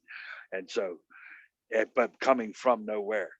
And that is the part that the apparent individual will chafe on, because they think, well, no, that takes me out of the picture altogether. I'm just a character in a story, rather than the apex, or the how should I say, the determination of it. You go from being the thing that all things are relative to being in a state of the appearance of relativity without any validation for the story. And so everything becomes this kind of opaque, but also But you can see, Howard, like, I know you get caught up with certain words like God, and so if you just use your imagination, you can see. It also reminds me of some of this artistic connection that people are making, like a painter, that just loses themselves in the painting. Yes. Or hello, Gio. Let's say, hello, Gio. I'll just finish this one thing, and then I'm gonna put Gio in the hot seat. So it's like so I'm trying to make a connection with God here, that the potter sitting at his wheel, molding the clay, and molding it into different shapes. And so everything is made of clay, you see, and this magic potter is at his wheel, using this consciousness that we're talking about, or clay. See, clay, consciousness, it's the same thing. Right. And and constructing these different forms, and putting them in these different scenarios, these stories, or the painter. We could go back to the painting these pictures. It's just, it doesn't have to be all logical and sort of makes sense. It can just be, yeah, sure, God has this tapestry of unknowability, you know? Yes, and that's the funny thing. And I'll incorporate Geo into the conversation. What we're kind of talking about is a source for what appears, and we were talking about talking speaking in terms of God with people that believe even the appearance of the appearance is in a god of some kind, or there's not necessarily a source for what is, but what is in fact God. So the appearance of the individual within what appears to be is a part of that sourceless God. And um, and God is, it's not separate from the individual. It is the expression of individuals in separation. God just expressing himself in this way. And I was trying to talk to some uh, monotheists who I care about dearly. They're beautiful friends, and we're talking about having a conversation on record, Geo. And I was just trying to wonder if you didn't have anything to talk about specific, or if you have something to talk about, that's wonderful. If not, that's what we were kind of talking about. How to talk with monotheists that are interested in non-duality and want to have a peaceful conversation. Do you have any thoughts on the subject, Geo? I I don't know about others. I'm just trying to join the con- the present context of four people here sitting in front, the four squares presently here. At Well, this mo at sorry, go this ahead. at this moment, I I would have a great difficulty to point to a source. At this present moment, I cannot differentiate what's happening right now from a source. Source and consequences and causes and consequences are all mixed up in this one whatever. Yeah, yeah, I agree. Um, yes, I absolutely agree. The the idea that there are four individuals here rather than the expression of four individuals uh, is the I guess the tentative subject at hand. The idea that four individuals are thinking rather than the totality expressing four intellects, uh, discussing what can and cannot be. Uh, the funny thing about that is, as you say, Geo, it's impossible to articulate the expression, the appearance, without coming from that individual. Coming from the place of an individual actually speaking and thinking, and the difference between those understandings are in fact negligible at best. It doesn't matter. And so for the individual, it doesn't really, it means nothing. But for the the actual the actuality of what's happening, that is can't even be considered a happening because it's not a thing. It's just not. There's nothing that I could say. There's nothing I could do.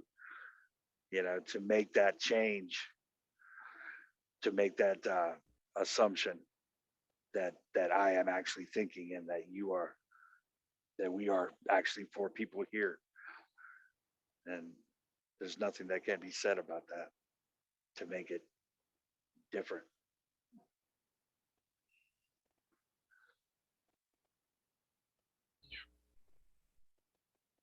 Well, actually, this dialogue, all the teachings, and all teacher and student and disciple relationships happen because we assume that we are different people, right?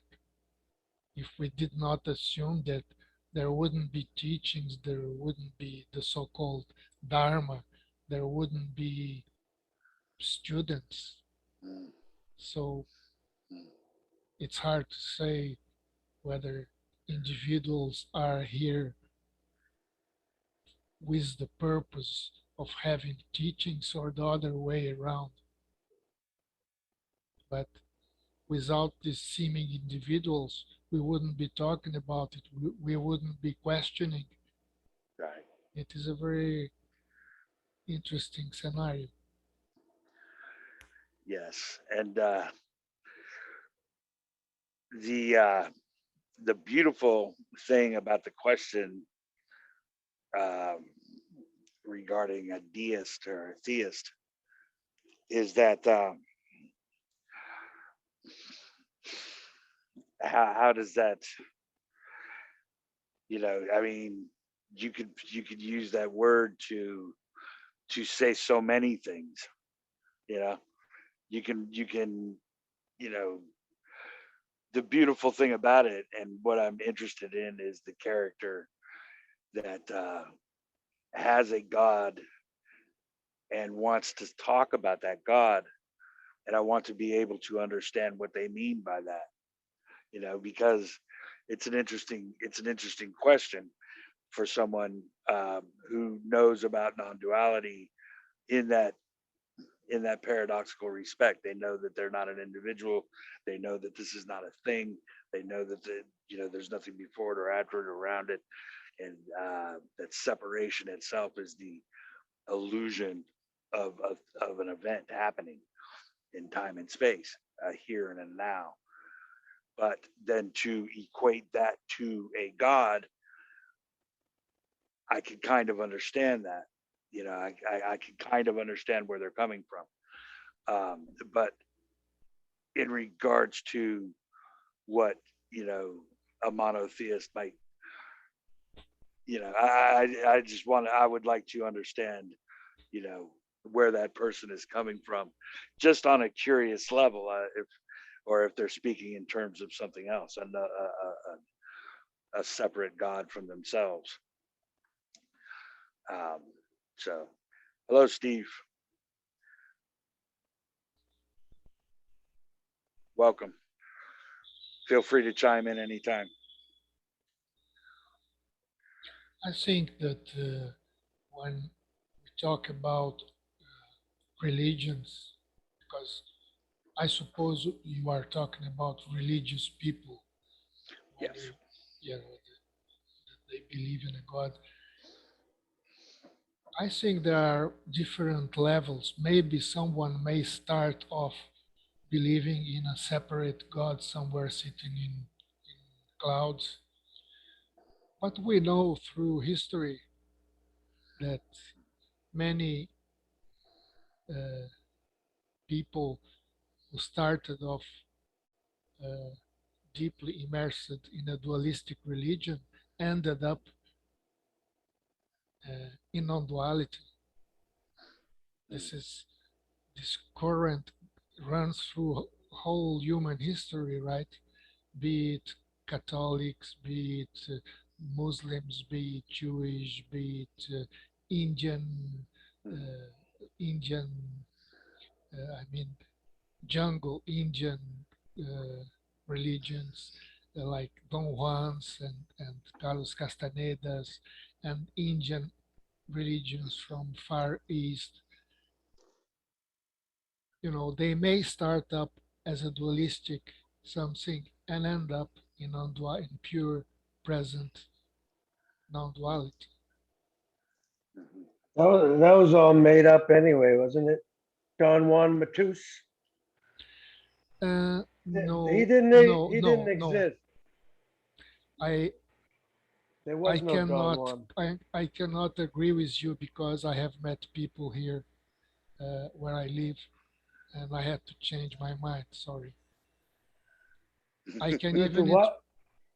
You did what? I met people, uh, the lineage of Don Juan, right? That Carlos Castaneda describes through his books. It's not an invented lineage. Carlos Castaneda indeed belonged to a lineage of it's something that we have never touched here among us. It is a completely different way.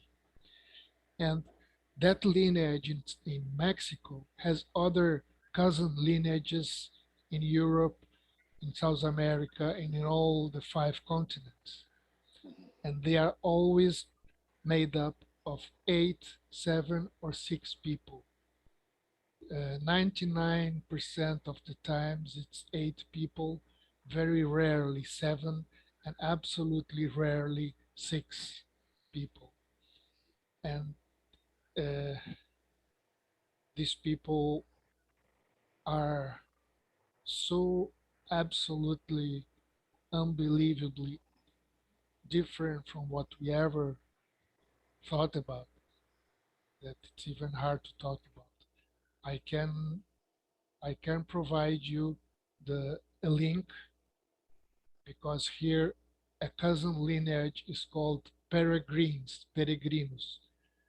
They talk English, Portuguese, Italian, and I think one more language, but they answer questions in English too. I can I will post the link in the I don't not knowing nothing site some other time. But Oh yeah. Oh, I wasn't.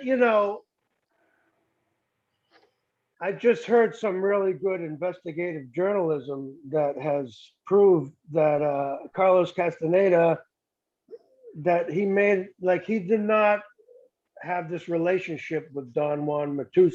okay, That may I it's a work of fiction, is what I'm okay saying. let me interrupt you here. Uh, Specifically talking about Carlos Castaneda, what happened was that he met a real circle. It's called circle, right? He met a real circle. Don Juan was real. What happened is that when Carlos Castaneda described that he took off from the Don Juan's party and then he supposedly came back, that's the lie. He never came back. He failed. He When he had to abandon Don Juan's party, he did not get back to it. Something went wrong. But all that he described through his books, almost everything, it's amazingly equal to the cousin lineages that go in that flow in Europe, here in South America, in Australia, in India. They are very, very similar. For instance, one of the mistakes that Carlos Castaneda made was that he thought that there were 16 people in each party. That's wrong. He was confused.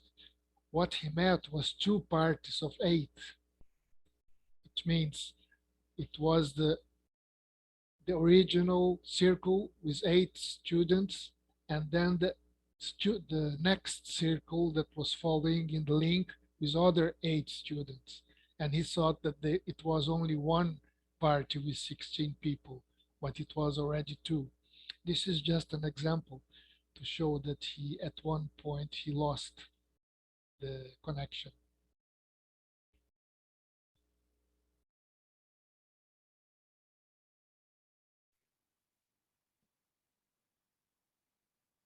That's What I fine. was what I'm curious about, Gio, because I've read Carlos Castaneda myself, and you know, I found his books amazing. I love them. I thought they were great.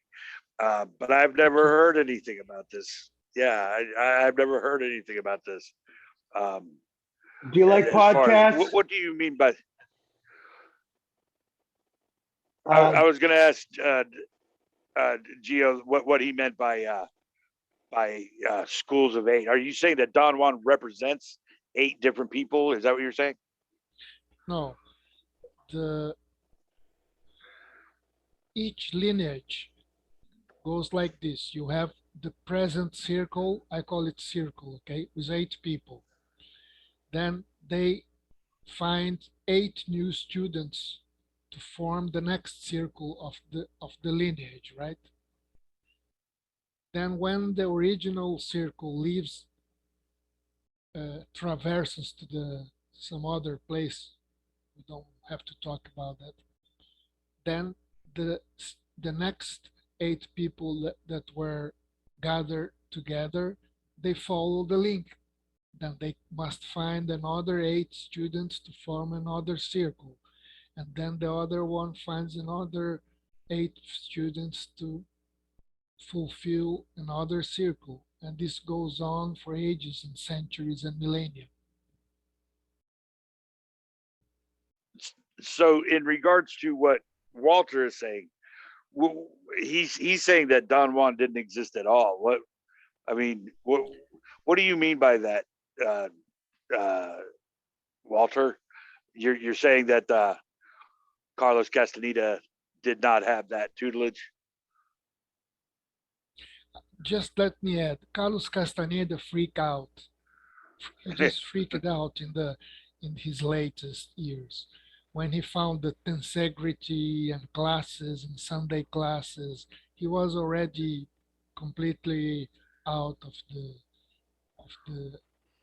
of the whole circuit of the lineages. Something went wrong there. We don't know exactly what. I hear you. I've only heard stories. I don't know specifically, anything in this regard. All I know is that I liked his books, and I mean, as far as the teaching is concerned, I find it fascinating. Yeah, one of the ways that you can uh, discriminate and judge whether Don Juan existed or not is Mhm. to take all Don Juan's statements Mhm. on one side, and then you take Carlos Castaneda's supposed statements and interviews and all that shit, and you will Mhm. see that there is a huge difference. Right. I mean, it's obvious that the stupid guy that gave interviews couldn't be the same that was describing the words of a wise teacher. You understand? Yeah. It's illogical. Mm. Uh, you know, the false cannot imitate the true. He cannot invent the true. It doesn't make sense. I sent it to you, Howard. Thank you. Yeah, The podcast that I listened to a podcast. There's a few of them out there, but it's like it's pretty easy to prove if a person existed or not in this day and age. So to me, it's like it's not really. I mean, unless you can prove it otherwise, but it's not really up for debate No, whether the guy whether Carlos Castaneda was um, full of shit or not. yeah. Well, the I mean, maybe everything I'm hearing is wrong, but I'm not just like I don't. look at Carlos Castaneda. Look at Carlos Castaneda as like a fiction writer about nonfiction. that It's doesn't not that doesn't work. That doesn't well, hold. look, this is what I'm suggesting. Um, Don Juan is very much like perhaps I'm saying, I don't know honestly, but perhaps I'm saying that Don Juan is much like uh, uh, Hunter S. Thompson's Dr. Gonzo. You know what I'm saying, Walter? He's much like the lawyer in the movie, in that he didn't actually exist as he appeared in that movie or in that book. He appeared. He was a conglomeration and another character that he wrote as that as that character. So he's kind of it's one of these things where what I'm not suggesting that Don Juan did not exist or that he did exist. I'm saying that the poetic license of the writer has that ability to Oh create. no, just a second.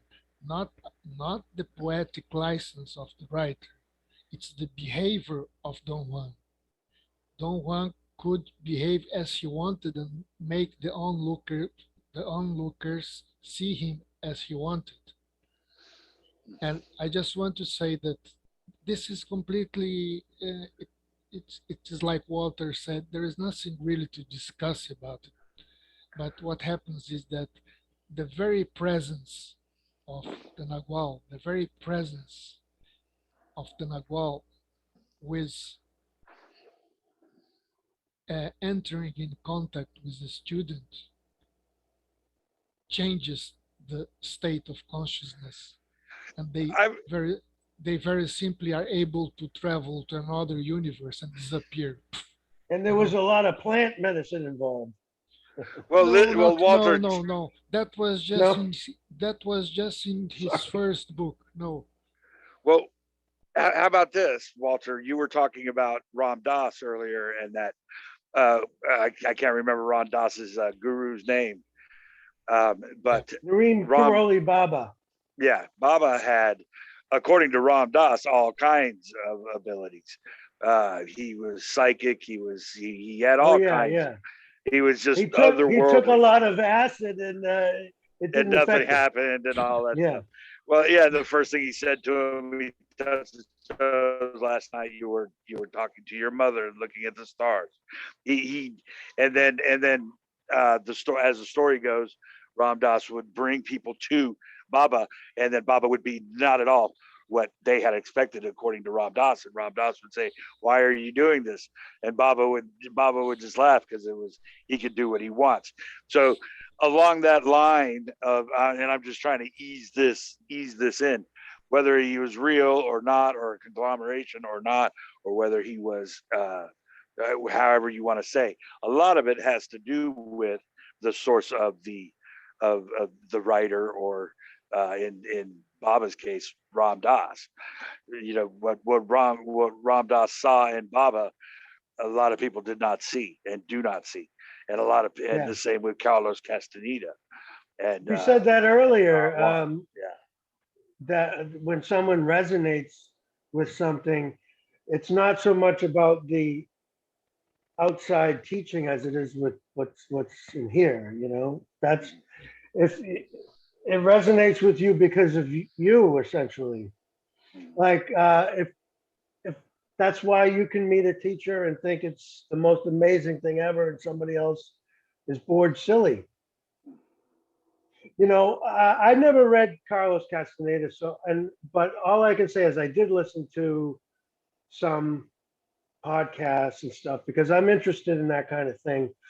It's the same way that people watch this documentary um, about Osho. You know, it's like it's interesting to see some of the behind the scenes stuff, some of the stuff I wasn't aware of going on, and I've kind of discovered a lot of things about Carlos Castaneda. So Oh that's yeah. why I'm coming from that place, but I'm certainly I'm sure his books are brilliant, and I'm sure the content.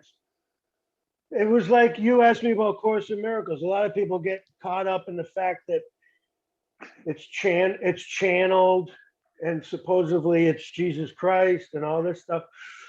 But sometimes you can just look at the material itself and say, well, in spite of all that, it's actually really good. You know, the material is It's very pretty good. pop. It's very good. Yeah, but you have to look beyond some of the window Oh yeah. dressing. Of Yeah, course, of course. I mean, I read just a few pages of the Course of Miracles, and it's incredible. I mean, the person who wrote that book, he knew what he was doing. It's it's amazing. I mean, it's all about it's pure non-duality. I mean, you know, it's directed to people who follow the Catholic religion, but it's not only for them.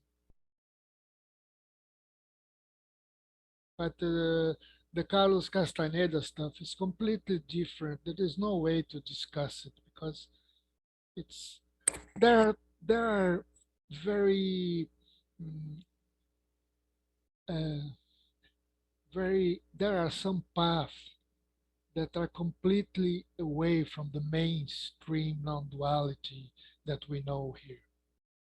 You know, in Tibet, in older Tibet, in hidden Tibet, uh, I met a Tibetan guy many years ago in Morocco, and he told me stuff that I just that was with lots of dope, right? But the many years ago. But he told me stuff from Tibet. He was a runaway. He escaped from Tibet from the Chinese, and it's incredible there. It's full of monasteries and hidden places all over the mountains. And you know, the things that he told me. So it's not difficult to imagine that there are really some picturesque paths that are completely different from our mainstream, book knowledge and our neo-Advaita teachers that we know.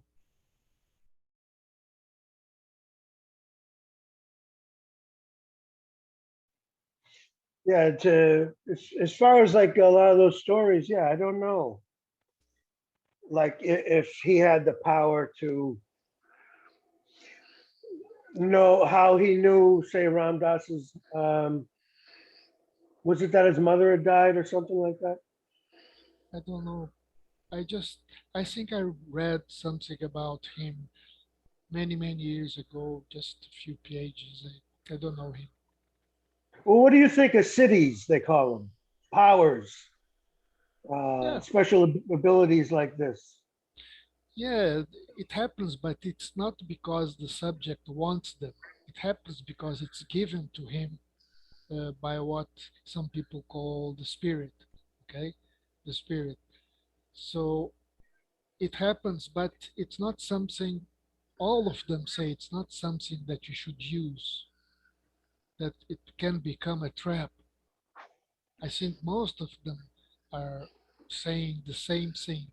To take care when you get a CD, a gift, you must be very careful because your ego will grow with it instead of the other way around. Hmm. Yeah, I the interesting thing about the literalism versus poetic license, much like I heard an interesting thing the other day about the Buddha, because there are stories about the Buddha flying around and doing all these kind of things, uh, saying something in along the lines of "Ye of little faith," laughing, and people asked him if he could, you know, dematerialize, and he showed him that he could, and then flew around and stuff.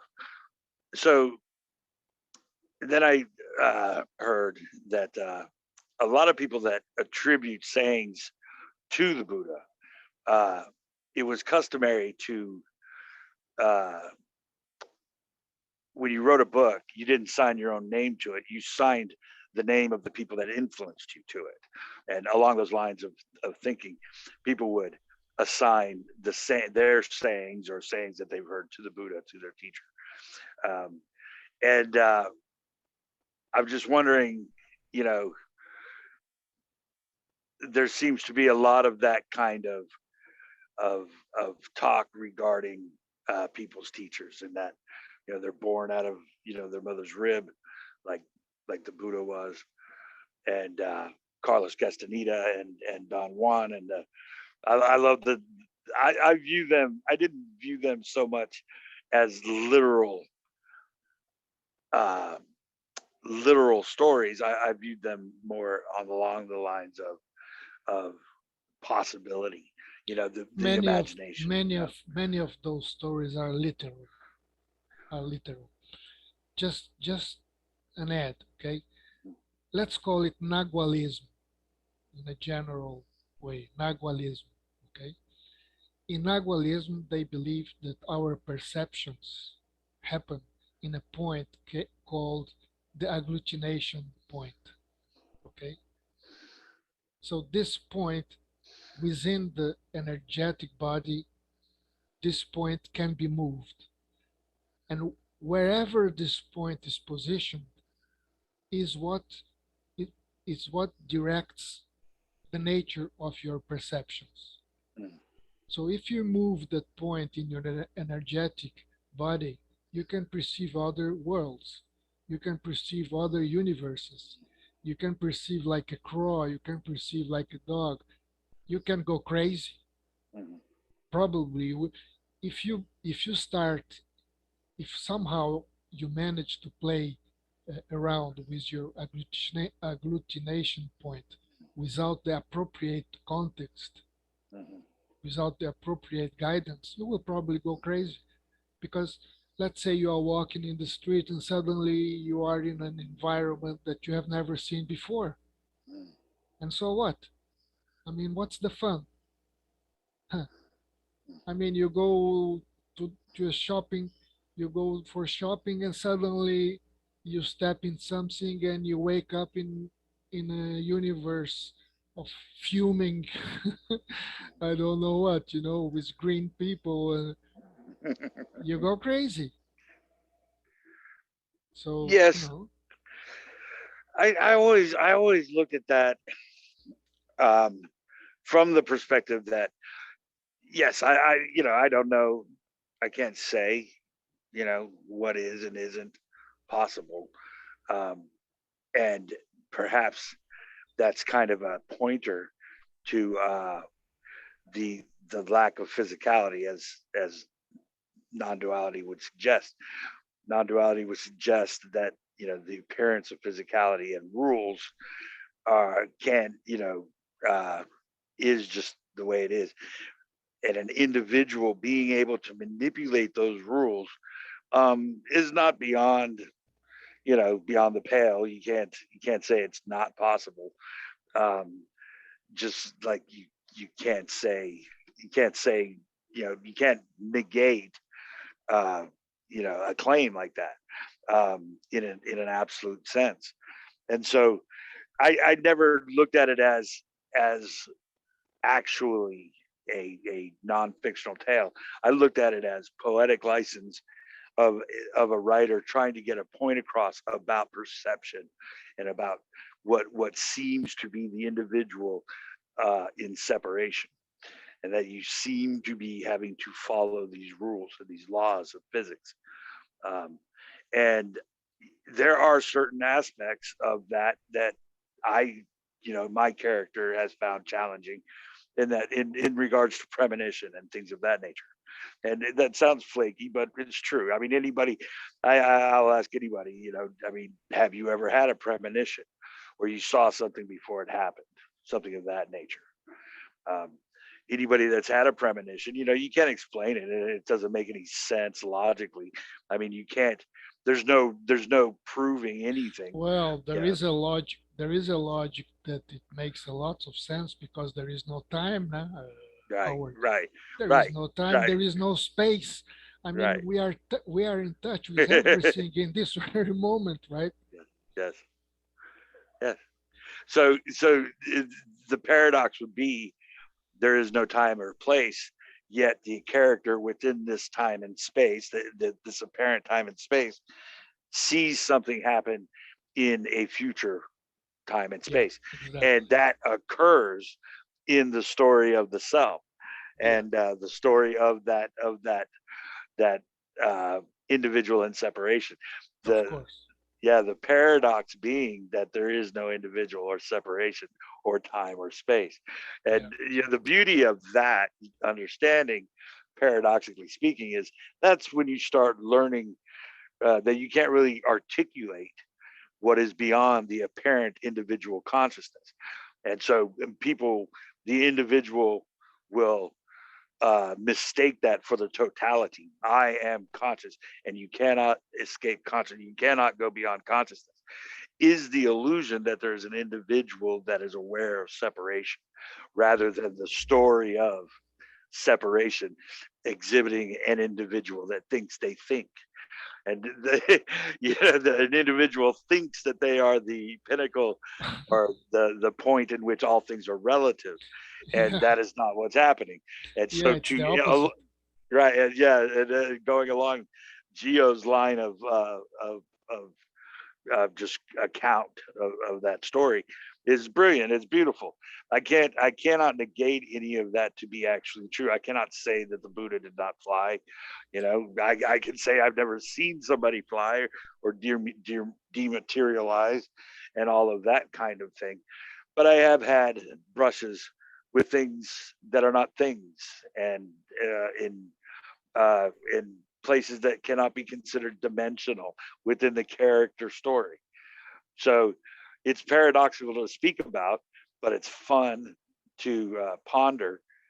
Um, you know, do I think that Buddha was born of his mother's, out of his mother's rib?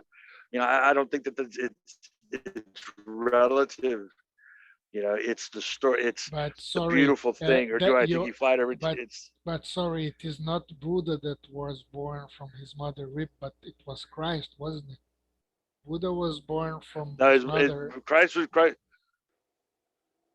Christ. Yeah, but no, he was not Buddha born was a, from her. I think Buddha was a prince. He was the son of a king and the queen.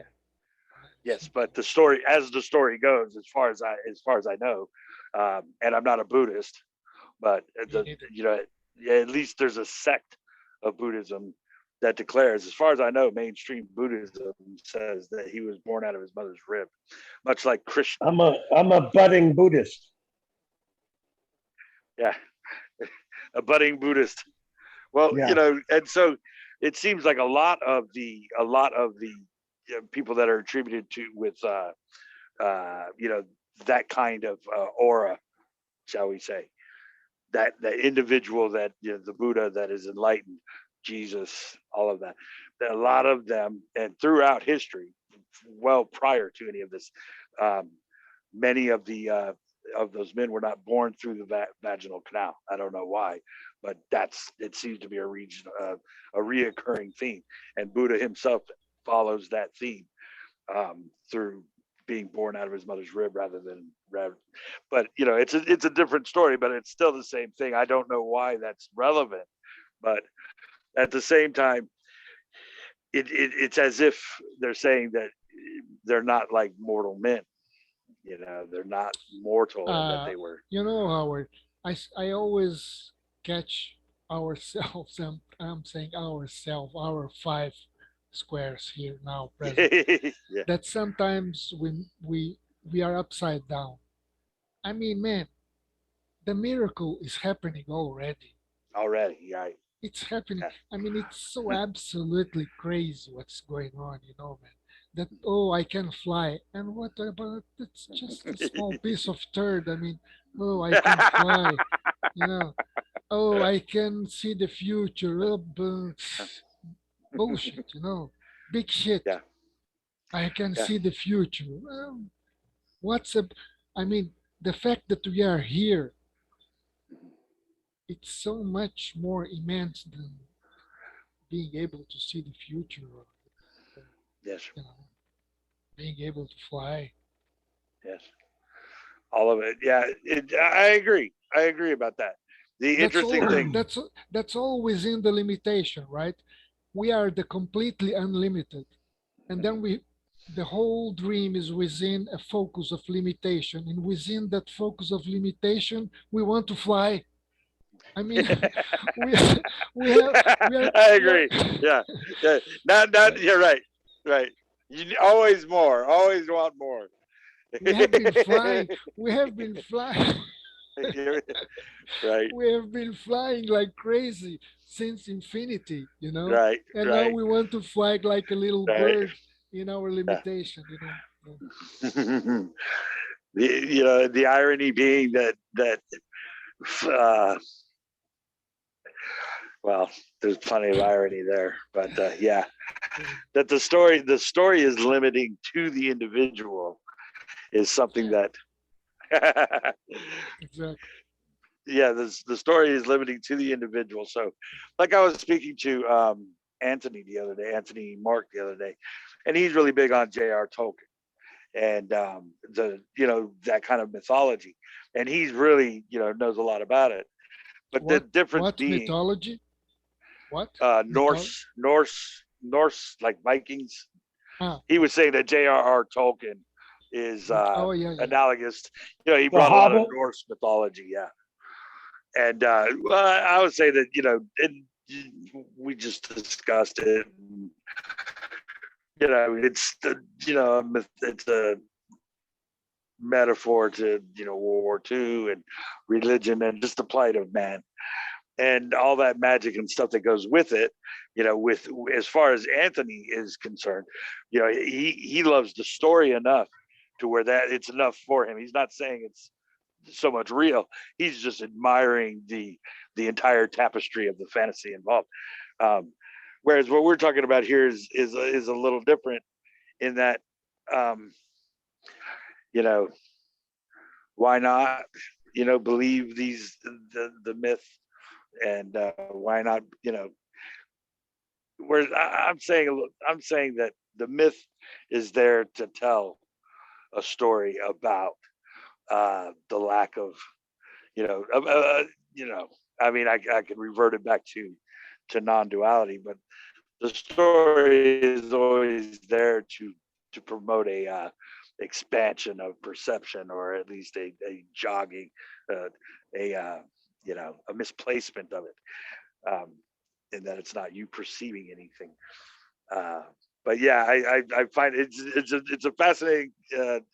I didn't expect, Geo, that you would actually believe in that kind of thing. Whereas I'm not saying I believe or disbelieve. I'm saying that I've never seen it. It's possible, No, but I no. think You see, it's just fun. it's not a matter of believing or not. For the action figure, for this action figure to fly or have premonitions, Mhm, seems so exquisite, so strange, so unusual. mhm. But is it? You know, Yeah. Well, we for an we we individual, first we first enclose ourselves, limit ourselves, then we start crying that we want to unlimit ourselves. right? What? Well, for me, go ahead, Walter, please. I'm sorry. Oh, sorry. I had a lot of thoughts about just well, in general. Well, one, what does it mean to even be here, or to have cities? Uh, because I mean, I don't even think I'm here. Like, so no one has powers, and so within this, and my other question would be like, but within this, let's say, relative existence. Mhm, Um, I mean, I don't know. I mean, on some level, there are some rules and laws, such as gravity and whatnot. And so it's like I feel like in some ways we're mixing metaphors. On the absolute level, it's absolutely everything, and it's Yeah, infinite possibility, and yeah, sure, flying and everything. But I can't. I'm not going to jump out my window. Uh, I'm not gonna like I was talking to Howard about level confusion. Like I know it's an illusion, but I'm not gonna jump out my window. yeah. Right. Exactly. So so on one side, I don't believe in cities and all this stuff because I'm very practical. Um, but on the other hand, I don't even think I exist in the first place. There is no, but this body mind organism with a story and programming and conditioning has been conditioned to be very suspect mhm. But and Walter, not, yeah. Walter, do you really make big? Do you see any big difference between cities and eating a hamburger? I mean, I guess I do. you do. I see it. Yeah, I sure I don't see do. much difference between flying and eating, drinking a Coke. If you and I were sitting eating a hamburger and I got up and started flying around the room, I think you'd see a difference. Yeah, it would be unusual, but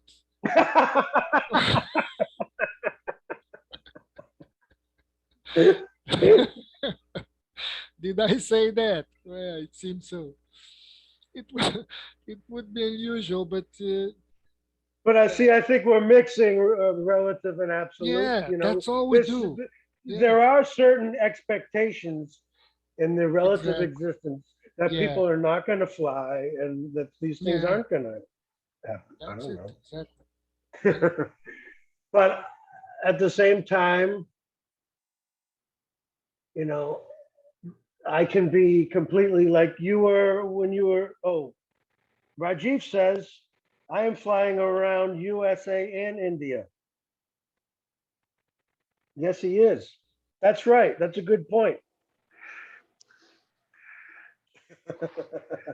Don't listen to Rajiv. He's gonna try to get you to go to the Jim Newman Emerson interview at noon. What Jim Newman Emerson interview? Rajiv had sent a note out saying that Emerson is interviewing Jim Newman today, which is Oh, amazing. today. Yeah, Is it going to be? Is it going to be live? I think so. Yeah, it's going to be the noon thing, or I would imagine. Well, it's not noon. It's already I don't almost think noon. they're doing. I thought they weren't doing that Yeah, anymore. they're not. I guess they're going to start it at 2 or something. I'm not. Yeah, I think he said it was going to start in 16 minutes a few minutes ago. So I guess they'll start it at 2. Oh, But that's cool because we were talking about Jim Newman and to Emerson last week or 2 weeks ago. So that was awesome. So that's interesting. I hope he says hi for me. But I would much rather. I think this is a fascinating conversation. well, I guess it's like you can be baffled, not baffled, but just in awe and inspired, and just like have this gratitude that I often feel, but in this wonderment and all this yeah, of not knowing what this is and how I'm here and what's actually happening behind right, appearances, behind the 3D dimensionality, right. or not that there is even a behind it, or I don't. And there's all that, but then there's a seems to be a kind of a knowing. I don't know. It's a big. It's so Yeah, hard to explain. Yeah. yeah, but Sorry. it's there are only two levels, Walter. We don't have to get confused. There are two levels. One level, there is confusion, and it's not a problem. It's not an issue because everything is confused. I mean, if you look around your world, the place we are living, it's just confusion. Oh, shall I take the vaccine? No, I will not take the vaccine because Bill Gates will inject some little, I don't know, some green Martians. Yeah, right. It's all I love that. confused, man. You know, in the relative level, there is only confusion, and it's not a problem. But when suddenly, in some moments, we expand and we sort of get out of the confusion, there is you are just looking at confusion, and it's there is not even movement, right? The whole thing, it seems to be moving in confusion, but it's just the mind playing games, thoughts. Mhm. And suddenly you detach a bit from that, and everything stops. And who cares for confusion? Who cares for CGs?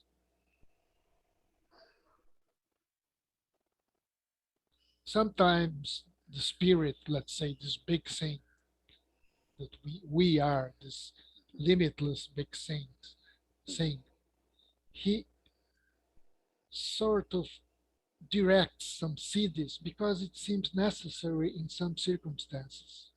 Mhm. Maybe for me it's not necessary, so I have not seen cities because I don't need them. But maybe for someone, the spirit somehow that is limitless and timeless, he knows that for that particular person, he must witness some cities and it will work for him. Maybe for me, I See will that? go crazy. See, this is interesting because this is the exact language that this monotheist, uh, who I love dearly, used last night with me. Also, I've had a couple of, another one used it as well, but she specifically said to the spirit. She said she was going to pray and let the spirit guide her to, to either agree or not to agree to have a discussion with me on record. And it's an interesting, it's an interesting topic that you hear now, Gio. I see as someone who understands this message, right? It's not that we are individuals here in talking in time and space. It is the appearance of such. So within that, within that framework of non-duality, where does spirit come in there? Do you understand the question? Like where does spirit come in regards to non-duality, in regards to this appearing as individuals having a conversation? No, but the spirit is already in, right? Spirit is already it. Okay. There is nothing other than the spirit. It is like you said before, it is the seeming individual that limits itself and cuts himself away from the spirit. And that's interesting because that is, what would be the spirit separating itself, wouldn't it? I mean, wouldn't that be the spirit as individuals, okay, appearing as individuals, and then having one depart from the spiritual path, for example? Um, it's No, no, fascinating but to me, no, just a second. No, that never happens. right? Never an individual is separate from the spirit. What happens is much simpler, Howard. It's Okay. just the mind stream, just thought saying that you're separate. Period. I mean, if we have the ability to be vigilant toward what the thinking conceptual mind makes, it's enough. Because the moment that you look at your mind, your clever mind, Mhm. and that claims to be the thinker, that claims to be this, that thinks that he has got it but lost it, that claims that maybe tomorrow he will get it back. It's just the mind going crazy, man. It's just a movement of thoughts. If you are able to detach from that movement, you are the spirit already. I mean, what else could you be? Yes. So It's it's thoughts sucking you in hell. I understand the analogy. Um, and I understand that it can seem like literal hell too. Yes. Hmm. Um, it's interesting. It's an interesting subject because May I ask, Howard, what tradition did this person come from? well, the one I was talking to last night was Methodist, Oh, and then Method. Oh, okay. yeah, she's Methodist, but she's interested. I mean, we've been talking. She's another one of these beautiful people that came to, uh, save me apparently. But she realized that wasn't really. I mean, even though she realized that wasn't going to happen, at the way she thought it might, um, she was intrigued enough to stay around and remain my You friend mean saving regardless. you like you need to accept Jesus Christ as your Lord and Savior? Yes, I get a lot of that. Uh, I didn't think the Well, I mean, Methodists don't do that, do they? well, I think she just wanted. I think she was just trying to be nice. I mean, she finds this But the thing that she proselytizing, I believes in mean, very well. I'm not certain if it was a mission that she was on so much, but yeah, she approached me in that way, and that but Oh, wow. she didn't realize that. Yeah, she didn't realize that I could tell, pretty quick whether, when somebody's doing that. I've been doing this for a long time, and I get a lot of it, and so I had some fun with her, but in a playful and kind way. I mean, I wasn't being malicious or mean, and she saw that I was being playful and open to have a discussion. I mean, there's no reason for me, not to talk to somebody just because they think that they're saving souls. That's beautiful. Sure. Great. Why? How? When? Where? Let me know. What do you think? How do you feel? What is it that is prompting you? Although all of that, you don't approach it in that way. You don't ask people like that. You just allow them to be themselves, and then kind of all of these questions come out, and it's fun to kind of watch these people expand, so to speak. And sometimes, as in this case, she started realizing that maybe some of what you're saying is not completely insane, and she was open to have a discussion in a more mutually respectful way, instead of assuming that I needed saving so much. Perhaps maybe we can help, we can have a decent conversation together as individuals in time and space, paradoxically. Well, And I can tell you, some people like Gio was saying, it's not a literal God or something outside themselves, but it's more of a state of mind. So back to Course in Miracles. I know it sounds like I read a Course in Miracles a lot, but I don't. But it's the only thing I can talk about that talks about a God or Holy Spirit, that I can use as a tool to communicate, when somebody wants to use the word God or Holy Spirit or Jesus Christ. They for them, they can think with the Holy Spirit, which is, and this is the miracle they call it. This is a miracle, is a shift in perspectives. So they can look at something through the eyes of the Holy Spirit or through the eyes of the ego. Now, while it's all not two, as we know, there's no separate eyes to look at things through, but it's just an analogous way of sort of shifting your viewpoint Yeah, with exactly. things. Yeah, right. yeah. Yeah, it's what we have been The talking the about just before. When they say that the Holy Spirit is looking, it's when the unlimited is looking through the limited. You Mm. know, when we are the unlimited, we are looking through this field of appearances that seems to be limitation, right? That's the Holy Spirit. If you forget about that and you are drowned into the are sucked into the confusion, then you are looking from, I don't know, hell. I don't know what they call it. Just a curiosity. Steve, what are you driving?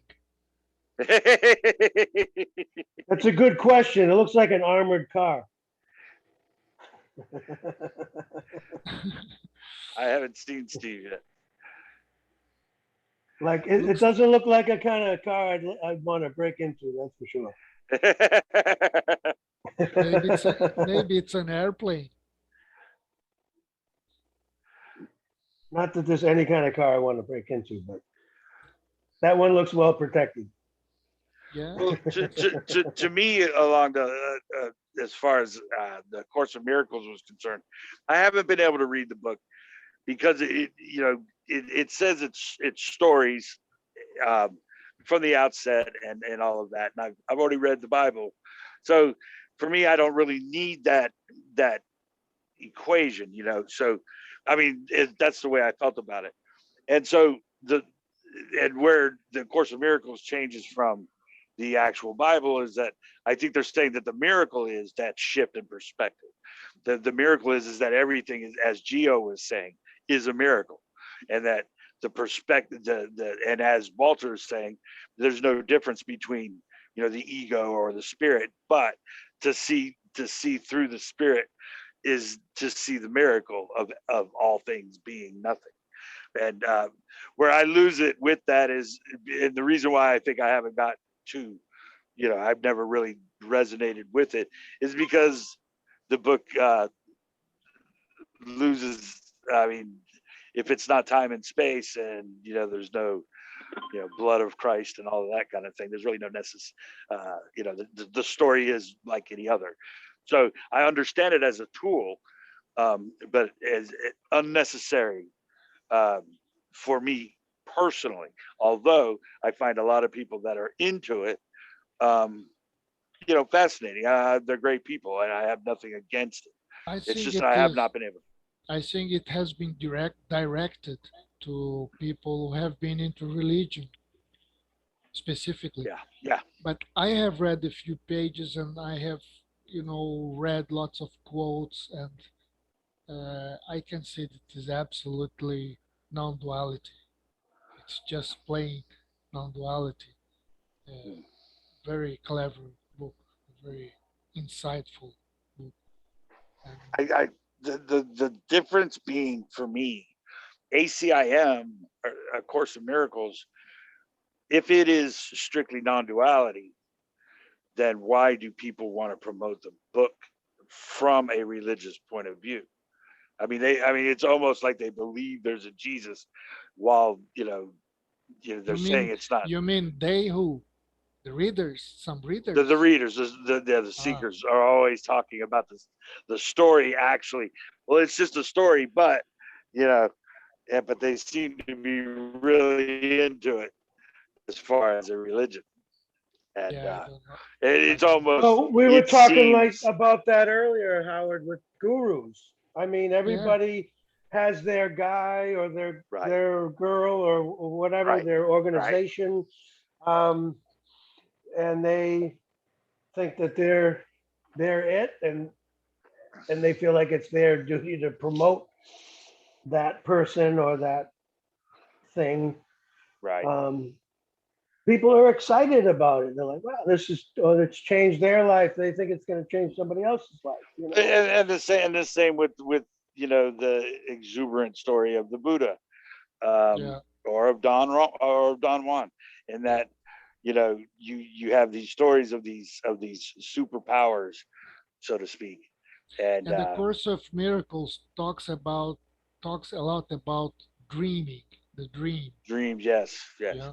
So that's already a clue, They Yeah. recognize that what we are doing here, it's just a dreaming. And they make lots of relations between the dreaming and what is the actual meaning of dreaming. Mm, mm. Yeah, it's Is it's there a about the dream? dream of separation. Yeah, It's the dream of separation, and then it's the same concept. Howard and I talk about when sort of God somehow builds in this. He forgets that he did it, so everything's a mystery and a surprise. Like somehow you can remove this all-knowing part, yeah. you know, on intentionally. Like they say, tiny It mad seem idea. it seems like side effect, right? He took a pill and he didn't expect maybe the side effect that Yes. forgetfulness. So like God is dreaming all this, but doesn't know. I don't know. It's crazy. Yeah, But the the problem. idea that you can wake up to the dream, but I don't even know if that's true. No, you can't. I mean, Is a dream waking up to the dream? Is this a lucid dream? yeah, you can put it that way. Yeah, but I just would be careful to say that God is dreaming, because then we begin to objectify the dreamer, and then we go sort of, you know, starts to become a little bit strange. We can talk about is about the dreaming and being aware of the dreaming. But when we start to turn around and try to look at the dreamer, then things can go a bit unusual, as we said Oh before. yeah. I was trying to remember the framework. It's been a while with the course, so I was trying to. I think it might be built around the fact that God, this is all a dream in the mind of God, I don't know. which is also a concept, obviously, but I have no idea. I'm going into areas I don't know anything about. Well, once you build a system that is supposed to wake you up, you bring in concepts and words because you must talk, right? And you must write. What if you must talk and write? And then you have to erase all those concepts and words, right? You bring the concept in, Mhm.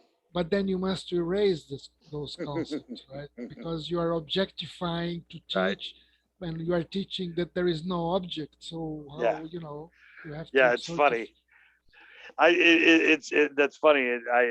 In that the same way that I might use science or physics or logic to negate itself. Physics itself negates physics.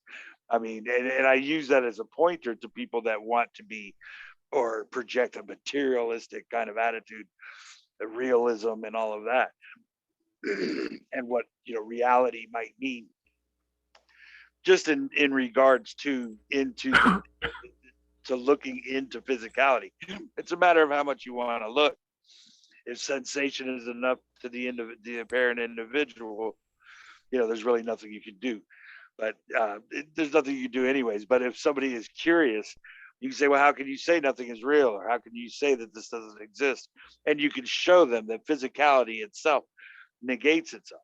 Yeah, I mean, you can use physics to show that.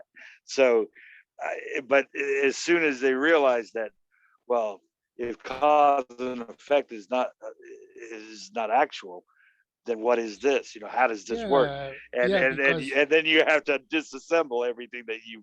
yeah, that's the problem with Right. exactly. I mean, you can take that very simple approach that Right. everything that we perceive is in a brain. Okay, we concede that there is a brain. Let's concede that there is a brain.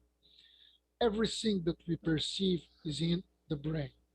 There is nothing Mhm. that we could perceive that would be outside of the brain, because if you say that there is anything outside of the brain, that's a concept, again, an image in the brain. Right. Okay, Yeah. and then we say, yeah, but brain is also a concept in a brain. Right. So Right. we arrive at the point that you have to make a quantum leap. It's not enough to understand that the brain is also a concept of the brain. You must take that other step, right? When you erase everything, and what Howard loves to, the point that Howard loves to make, that we don't know anything. Right. Everything disappears as something uh, determinate, right? Everything becomes liquefied. Everything becomes gasified. Everything becomes completely indeterminate because it's a brain that is made up by a brain. Yeah. So where are we? The irony and an interesting pointer being that the brain itself, even within the story of physicality, does not feel or sense anything of itself. The brain does not sense pain when it's being done to itself, because where would it come from? Where would that sensation come from? So that dead spot is the source, of all things. That dead to sensation, the brain has never thought or never seen, anything. The brain has never felt anything. The brain has never, touched anything. So, and even if you were to cut it in half, it wouldn't feel it on its own.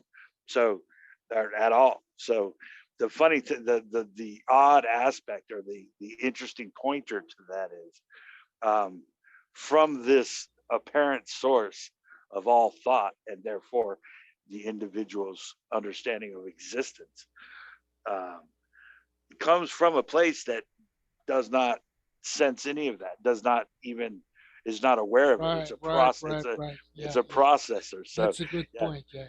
yeah, it's an interesting, and it's much the same way to go beyond the idea, and I say loosely beyond, but to disassociate, also not a correct word, but Yeah, because to change your to feel perspective of that. to feel pain or to feel sensations, you must Right, be in a place where there are no sensations, where right, there is no right. pain, because they would clash, right?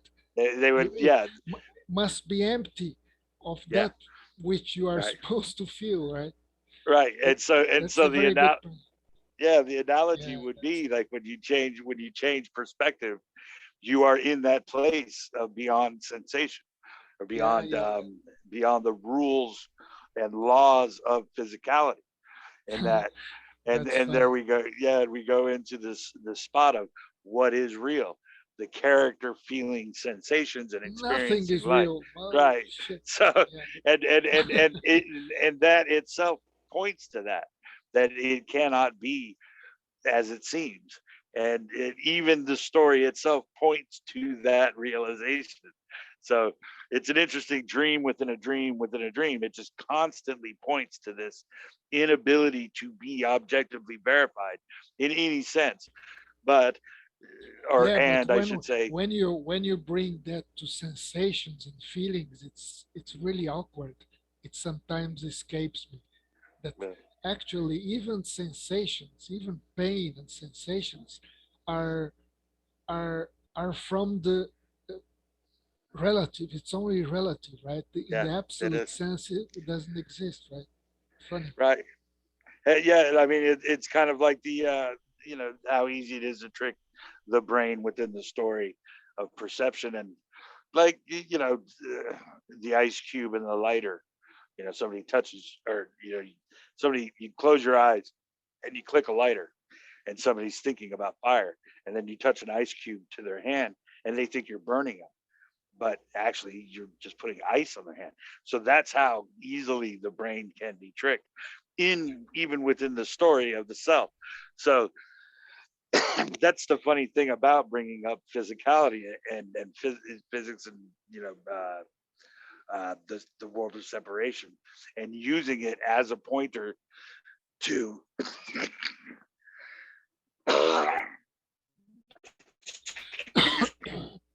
excuse me, the lack of actuality in that regard. So what is actual and what is reality begin to blend in many ways in that regard. You can use it to show someone that there is no individual, but yet you're showing you're not showing an individual, and that individual can come to a realization within that their apparent understanding of a lack of separation. And so I find myself smiling at the apparent individual, because we are in this, or we appear to be expressed as this unknowable, just unspeakable thing that's not a thing. We're just here somehow in not a place or time. We're not in a place or a time, and we're not individuals separate within this.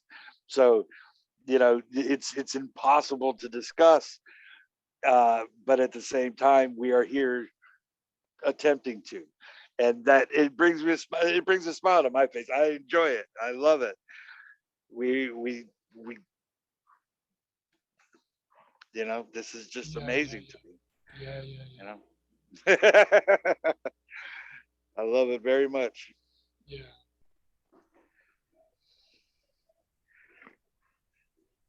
It's it's so amazing. It's so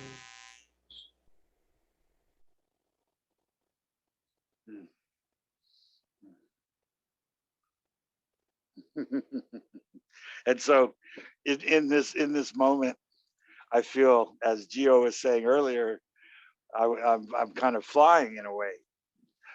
This character of me is flying in this just lack of relevance, lack of relativity, lack of separation, and what appears is the flying, not me as an individual, but existence itself is flying, and I just happen to be along for the ride. And The maybe that's dreaming. kind of, What's it's just the dreaming. Just be aware. uh, Even that's saying too much, right? It's just the dreaming. But I wouldn't dare to say that there is nothing beside the dreaming, or that there is only the dreaming. I wouldn't dare to say either of those statements. It just doesn't make sense, right? the dream with it, and then you're right, nothing actually makes sense at all. From that vantage point, nothing has to, though, right? Even going crazy doesn't make sense. Yeah, it doesn't make sense at all. Doesn't I make mean, none sense. of it does. Yeah. Yeah, none of it does. So yeah, Ignorance doesn't make sense. there's nothing to be ignorant of.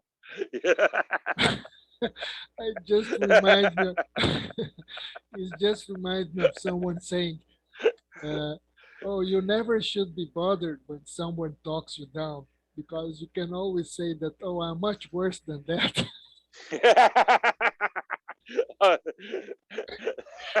Any, anything you say, I'm much worse than that. Oh my god. Uh, Yeah, yeah, yeah. There's yeah. I just oh man, you are so egoistical. Oh man, you are so selfish. Oh, I'm much worse than that. it's oh gosh. The individual is, I'd like to say beautifully savage, and I think Yeah. that is when that is when we're at our best. You know, um, Okay, okay. look at this Hey, little give me. critter. Okay. Come on, boy. Hey. Now Yeah. she's He she's must know you got anti a Zoom meeting on. she's antisocial. Look at She that. loves us, but she doesn't want to be touched. Ooh. Ooh. Yes. So I have, It's so nice to be lost. yes. Yes. So I agree with that, Gio. I think I'll let that one just sit. There she Lost. is. Hey, what's her name? Panda. Bam Bam. Panda. Like the beer, the Chinese beer. Panda. Panda. Banda. Yeah. Banda. Hey, Banda. My first dog was named Bandito. I did. Bandito.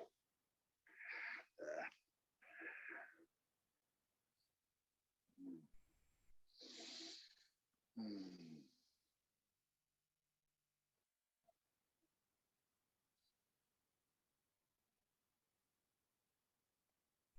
To be really, really, really lost is to be found, right?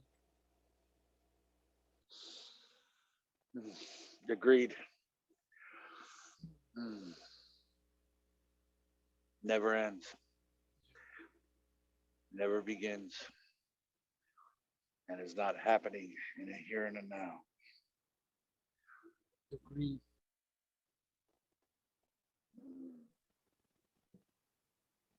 Spiritual greed.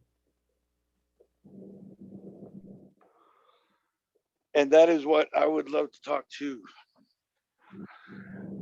the well, that is what I would love to talk to you about. So in that way, what you're saying is that that is, or this is God. Everything is God. Everything is nothing, and that is God. Is that what you're saying, Gio?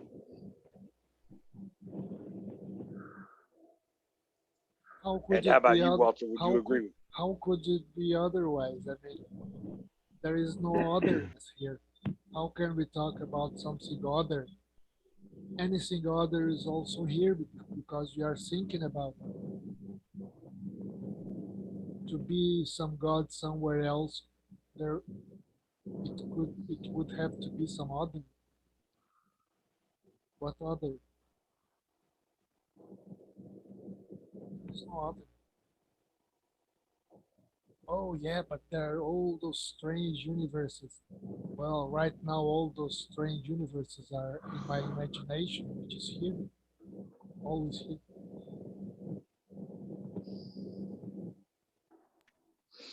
And that's the thing. So it's kind of naming what cannot be named in a way, not in a bad way. It's just a name, because God can mean so many things. Specifically, mostly monotheists would believe that there is a God and something that is created by that God. I must take a drink because Yes. Yeah. And so, what appears to be, you know, and what Geo is alluding to as this being God, then really, that's a totally a different kettle of fish. Wouldn't you say, Yeah, Walter? I think Gio and I are on the same page. I Yeah. think you and I are on the same page. I haven't heard anything really that sort of sounds off to me. Um, I don't think anybody in this meeting has been pointing to something outside, something separate from, different from, apart from some, like there's a creator and a creation, a director and a directee, you know, something in charge and then something else that's, you know, being managed, let's say. Yeah. There's no relationship, period, I don't think. So if you want to use the word God, then it has to be all there is. Yes. Not two, not two. There is no separation. So I'm fine with God, or I'm fine with what I was saying earlier. We can, if you want to use different words for seeing things from a different perspective, then that's fine. Oh, our friend's back. Should we go to the interview? I have to be honest. I just listened to like a second of it for some reason. And I posted it. I heard an interesting statement. Could be something interesting for us to talk about. Oh, interesting. What's happening? Well, it's funny, because I just wanted to see if it was live or because I was confused. I thought it was all replays on that channel, so I Right. just looked at it quickly while during our meeting. But it was live, but he said something to the effect of, Emerson was saying that some people have a glimpse and then they start teaching. Right. And I don't know where he was. I didn't stay that long. I was, Right. I didn't want to try to be in two meetings at once, but Thanks for coming back. I picked up enough just from that question to where my imagination could take over. So it's interesting to think that maybe there. So that makes me think of a question that could be like, are there people you think talking about this maybe that aren't fully cooked? And what does that even mean to be fully cooked? Because a lot of people separate like, okay, this is a glimpse, this is full liberation. Don't mistake liberation for awakening and separating different things. So I'd like to go to Geo on that one. What do you think, pal? sorry, I was listening to stuff behind me. I lost you. I just got that you didn't want to be in two meetings at the same time. Okay, so the question is, do you think that Teachers. individuals could have a glimpse Yeah, yeah. or something I got it. short of so-called full liberation and then go out and start teaching prematurely? And if so, what is that? What does that look like? What is a something that isn't fully realized, perhaps, or a half No, baked. I think we all want to have fun and we all want to, I mean, I mean, I don't know. Is that wrong? I mean, you have a glimpse, right? And you want to show that glimpse to other people. Is there anything wrong with that? I don't know. I certainly see people going crazy with this kind of thing, and I have also seen those stories of abuse and all that stuff. I'm not talking about that. You are not talking about that, also, I'm sure. No, I guess what I mean is, well, maybe you could talk about, in your opinion, what is the difference between a glimpse and liberation, or if, I know people point to two different Yeah, things. The one is not the other. That there's yeah. a sort of No, just a seeing of this, but not the full thing. Like, yeah. yeah. Go ahead. I think that you have glimpses, which is instantaneous, full blown, completely limitless, but the brain interprets it. So what I think that what takes time is for the brain, for the mind, from the human organism to get familiar with these glimpses and sort of starting to get out of the way. That's what takes time. The relinquishing of action, the relinquishing of volition, that takes time.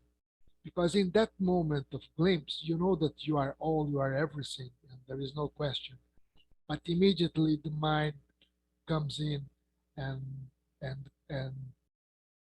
catches hold of it and say that he is the one, I am the enlightened one. I am the one who got it. Rajiv This, wants to know: is there anyone to relinquish? can you repeat that? I said we have a question coming in from the chat for Geo, and it is: is there anyone to? I'm sorry, I'm being goofy a little bit, but It's a good question. Is there anyone to relinquish um, volition? Because if you don't have volition, then you can't relinquish volition. Yeah, yeah, this is a question that comes uh, very often, right? I think And that, there's no one that has it or doesn't have it. Yeah, go ahead. Sorry. yeah, I think that the body mind is always choosing, doing. It has volition, right? But when you detach from it, you say, okay, you can have volition, but I am not there. It's mechanical, right? Even the volition of the body mind is mechanical. It's all mechanical. The moment you detach from it, the seeming volition doesn't change. It doesn't stop because I must choose if I want to have a drink or if I don't want to have a drink. I mean, you are not paralyzed, right? Oh, I cannot choose anymore. I'm paralyzed. No, everything goes on the same way. It's just that I am not there doing the choices, right? Because you know what? If I am out from the field of choices, I am the limitless, and choices just go on in the dream. That's what the action figure is doing all the time. He's choosing, shall I have coffee? Shall I have tea? Shall I walk? Shall I stay? Uh, what will I buy? What will I not buy? We are always choosing and doing stuff that seems to be volition, but it's not. It's mechanical, you know. So the relinquishment is to realize that I am not there. So what realizes that they are not there?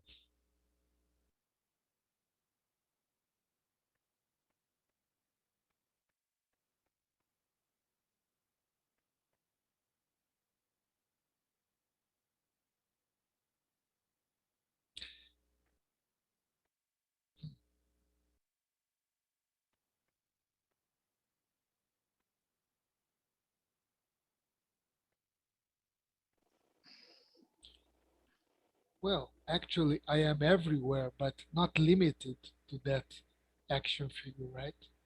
Something in that direction.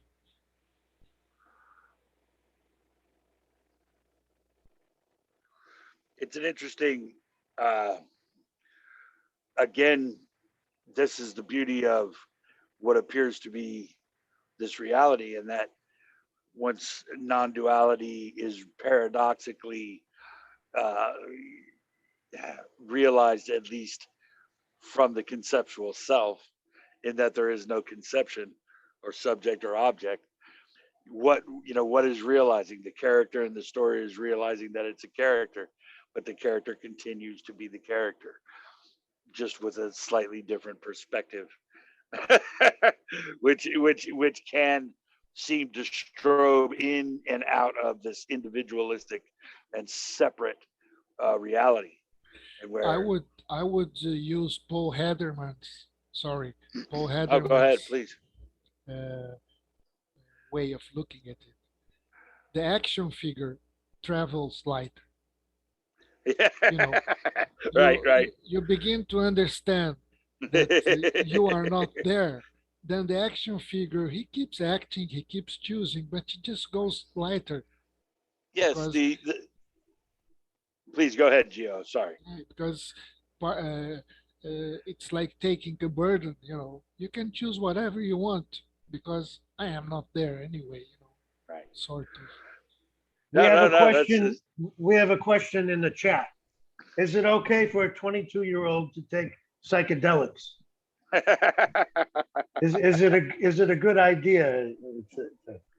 I did. I don't know about other.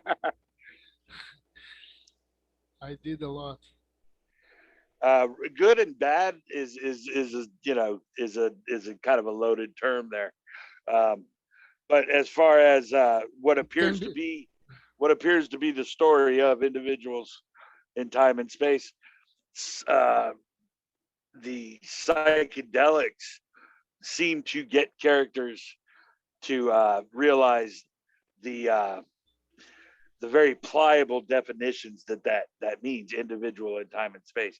Psychedelics generally gets the individual to understand that that's not necessarily um, as easily explained. In fact, it's impossible to explain, as impossible as it is non-duality, which is also another interesting pointer, in that you could say I am here now in time and space experiencing sensation, but you could say it, and other people in the appearance of the same kind of shared reality can seem to agree that yes, that is what is happening, but you can't explain that.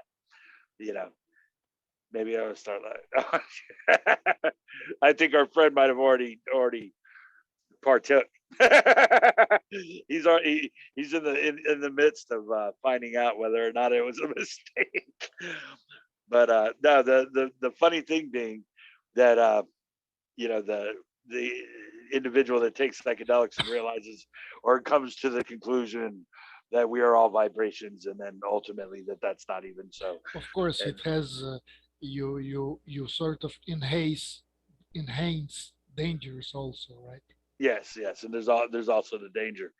Yeah, but the funny thing about psychedelics is it's not like pharmaceuticals. I remember, like, I went to the first Bonnaroo, and there was stuff everywhere. I mean, there were people in an open field. There's like 140,000 people in an open field doing all kinds of things for like 5 days. And there Where was was that? one in Where was that? Tennessee. In Tennessee, it was just a bunch of different bands for 3 days, 26 stages or whatever it was, and just music, and this is a huge party. And the bands all got together, and they took at the very end, right before the concert, they sold the same tickets I got for $140.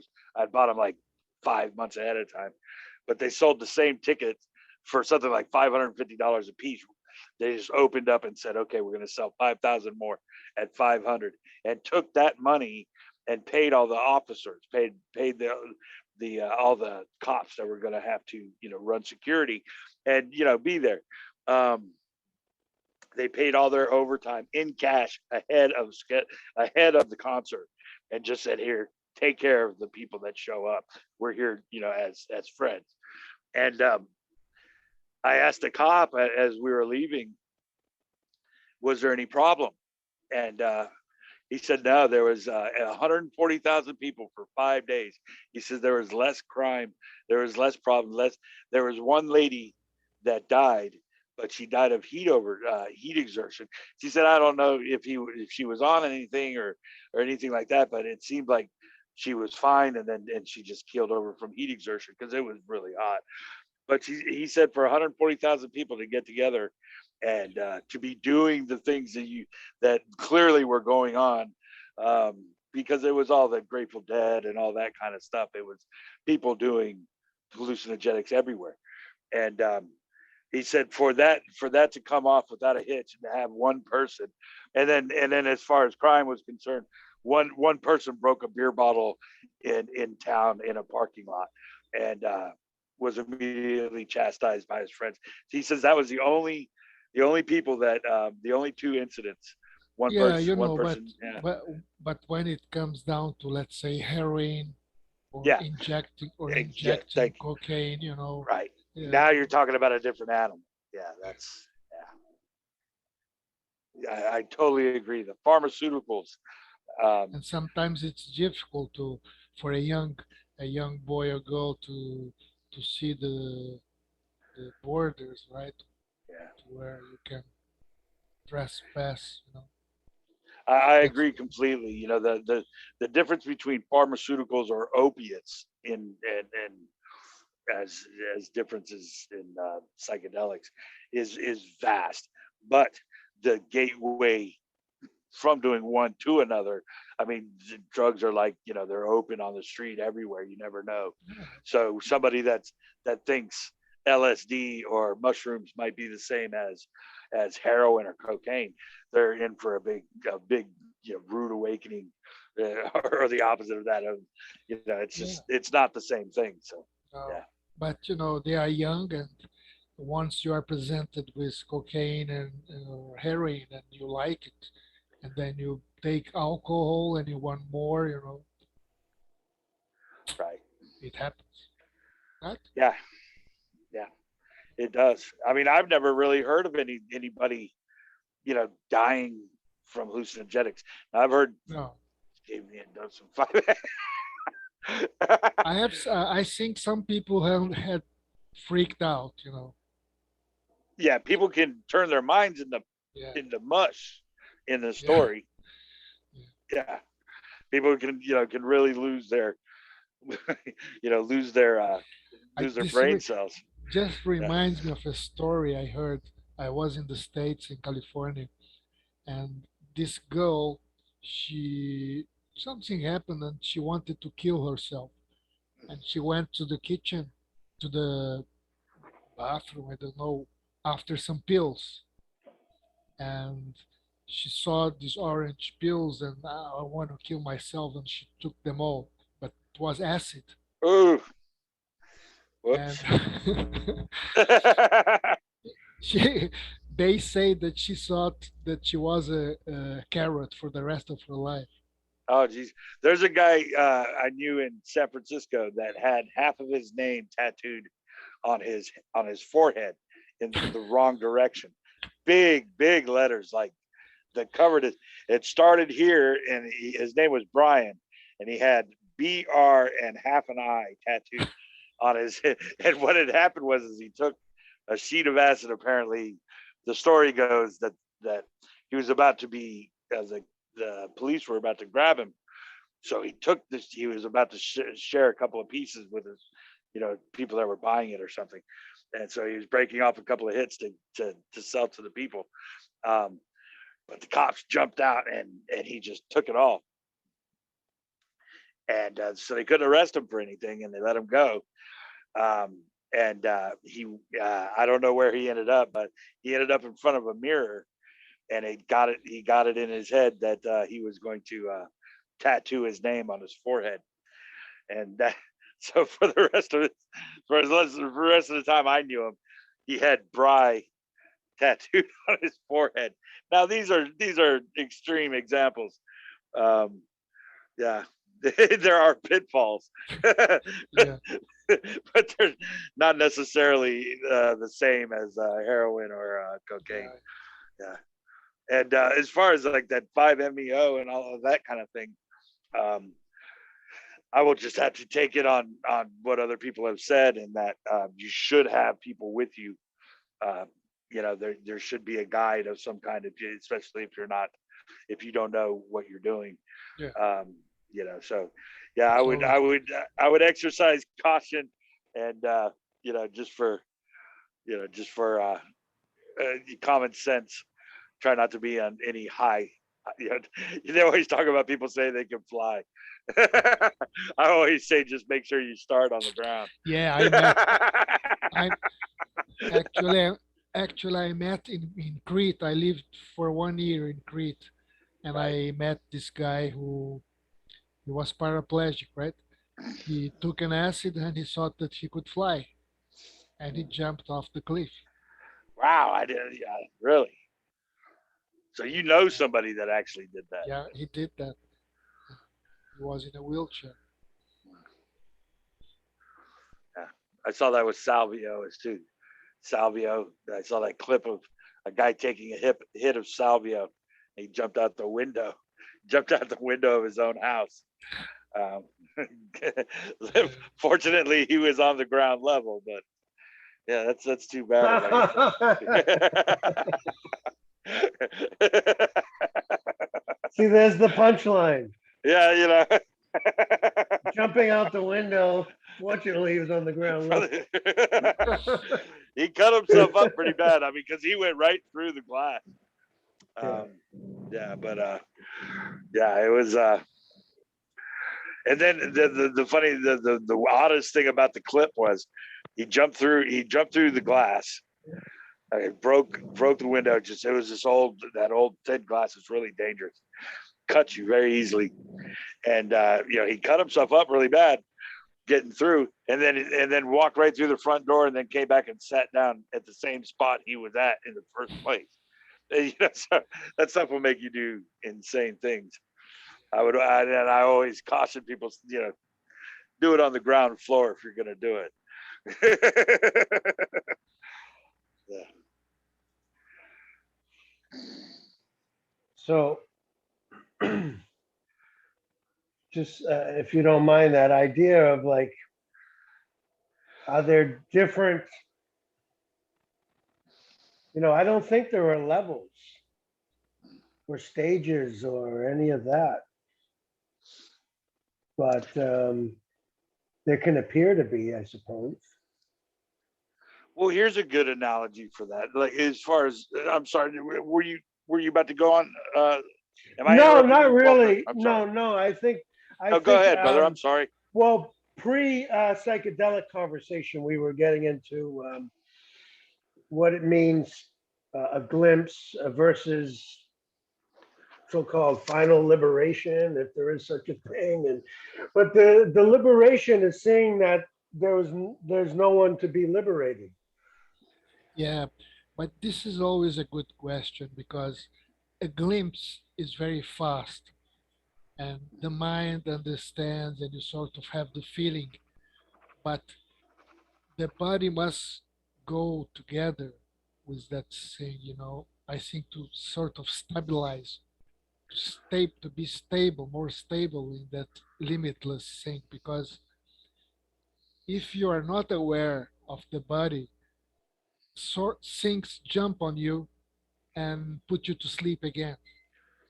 You know, if you are not at least a bit aware of your thoughts, of your feelings, of your body, of what's going on inside you, if you are not aware, they come like a thief in the night, right? Suddenly they jump on you and put you to sleep. Right. So I think there is something that you must sort of uh, the something must evolve, something must understand itself. I don't know. I don't know how to put it right. Well, how about this? How about this? As far as an analogy for, say, ACIM, um, uh, what it's based on is, or at least in a dream state, and I'm trying to be fair here, is the story of Christ. Okay, but the story of Christ is not verified without the belief of the crucifix, the blood, and the ascension.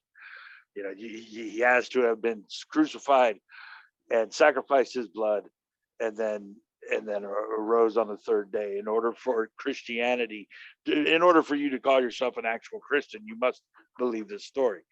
So the interesting aspect of A Course in Miracles is that it's saying that that is not actual, and that it did not take place in a time, and it wasn't as Jesus actually lived, as none of us actually live.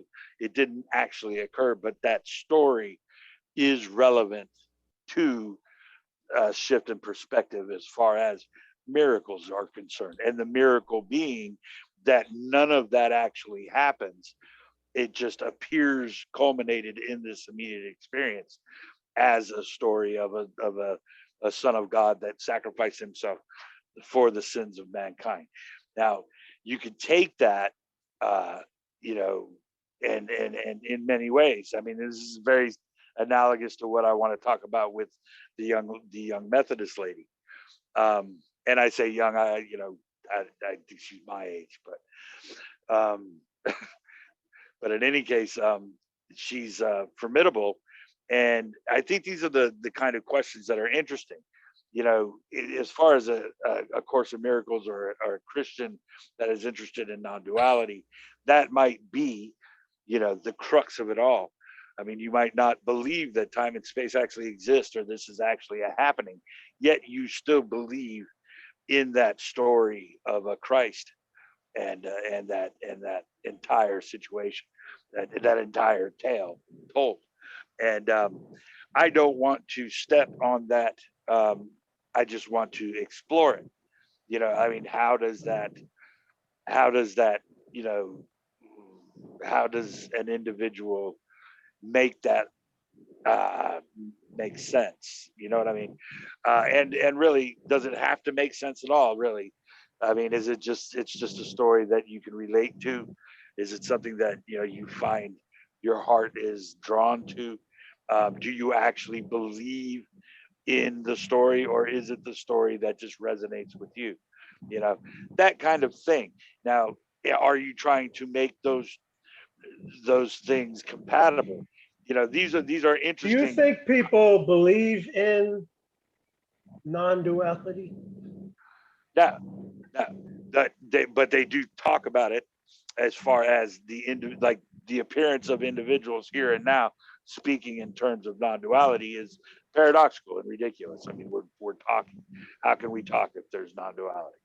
But But it doesn't seem like at one point in my life, I guess you could say I had faith in God.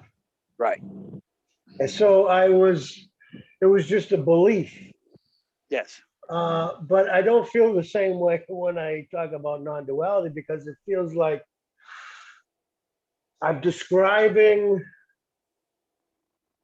something that seems to be the way that things seem to be. I'm Yeah, describing, yeah, because it's not a prescription, it's a description, yeah. right? exactly. It's a But But I'm not description. saying, oh, I think there is Yeah. this thing that is, it's not No. a reach. Yeah. It's almost a felt lived experience. right, the description or So I don't go feel ahead, like please. there's a separate Walter belief that has a belief system, you know, in this thing called non-duality. Mhm. Yes. Yeah, sorry. Yeah. No, how Just about you, Dio? What do you got to say about that? I just want to step back a few steps when you were talking about the Course of Miracles.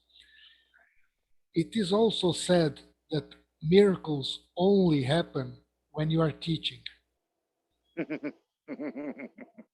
In all religions, in all systems, miracles only happen when you are trying to transmit something to another person. It's not like you are walking in the forest and suddenly a miracle happens. But there must be an effort to transmit something to someone. Yes. I was just, my mind was Well, grinding this it's interesting, the miracle aspect, because a realist, a materialist, which, I mean, we're using very loose language here, but will say, okay, a miracle could be, we prayed for this young lady to be healed, and she was healed, and that's a miracle, right? Well, somebody would say, well, you could do that for diseases and things of that nature, but nobody ever does that for a lost arm. This goes to, Walter's skepticism in regards to flying and things of that nature. Like, you're not going to pray for somebody that has lost their arm and watch their arm rematerialize. You don't hear a lot about those kind of stories, Yeah, but not you a do lot, hear, but yeah, it happens. yeah. Well, there. So now, Gio, you're saying that also happens. You're I saying have that people heard can. stories. I've heard I have, stories. yeah. Yes, I've never actually I seen anything like that. A lady told me a story that she used to live with, I think, some Aborigines in Australia or New Zealand or in Africa. I don't remember where. And she was walking with this tribe, and they were sort of talking about curing diseases and this kind of stuff. And Right. the chief of the tribe said, "Okay, do you want to see? This is a story I was told. Do you want to see how we heal our people here?" She said, "Oh yeah, sure." Then there was this young boy right next to them. He just jumped from a cliff. He broke his arm, his legs, and the tribe then went down. They made a circle and they did some stuff, and the guy just stood up and nothing was broken anymore, and they kept on walking. It's Ah, just a story. I don't take responsibility. well, okay. Well, I can see that, but I'm talking about the total, like the amputation of a leg, for example. Okay, I have heard stories, not as many, but I have heard stories where a leg will rematerialize, but that's not something that, it's like flying. I don't doubt. That I that would don't be doubt. that would be interesting, Howard, Howard, yes. what is the substance of a dream? Well, What is this? this is what I'm getting at. Yeah, Please bear with me. It's the same as, like, with the Course of Miracles, and it's the same kind of thing. You're a miracle can be the character realizing that it's a character. Okay, and doing that through ACIM, through whatever you want to say. Though the story itself, realizing the character is a character and who would do that, and all of that paradox on down. I'm just referring to the dream character here, that they would do that through the story of the Son of God, rising from the dead after dying for humanity's sins. Now, you could, where do you draw the line insofar as, what you think a miracle is and what you think is possible, what you think is not right. possible? All of Yeah, this has to do with the individual that thinks it's awake or yeah, asleep. yeah, yeah. Sure. Yeah, Yeah. all of that has to do with the story It's of like such. it's like Walter said, and he laughed Yeah. because it's just unusual, but it depends on what you. The It depends understatement on, of the day. yeah, Yeah. yeah. It depends on what you find it's usual. Then you see something very Well, unusual, and you say it's a miracle, right? right. Well, that, I mean, what could you say to a leg materializing or somebody flying?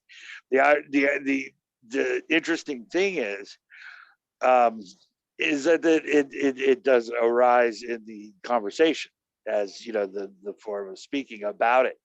Why why can't the laws of physics be broken if and then what does that mean exactly? I mean, and we come full circle to my Oh my man, rather my my philosophy. rather my rather mundane claim of premonition. Yeah, but Yeah, can I ask you about your premonition, Howard? Yes. I want.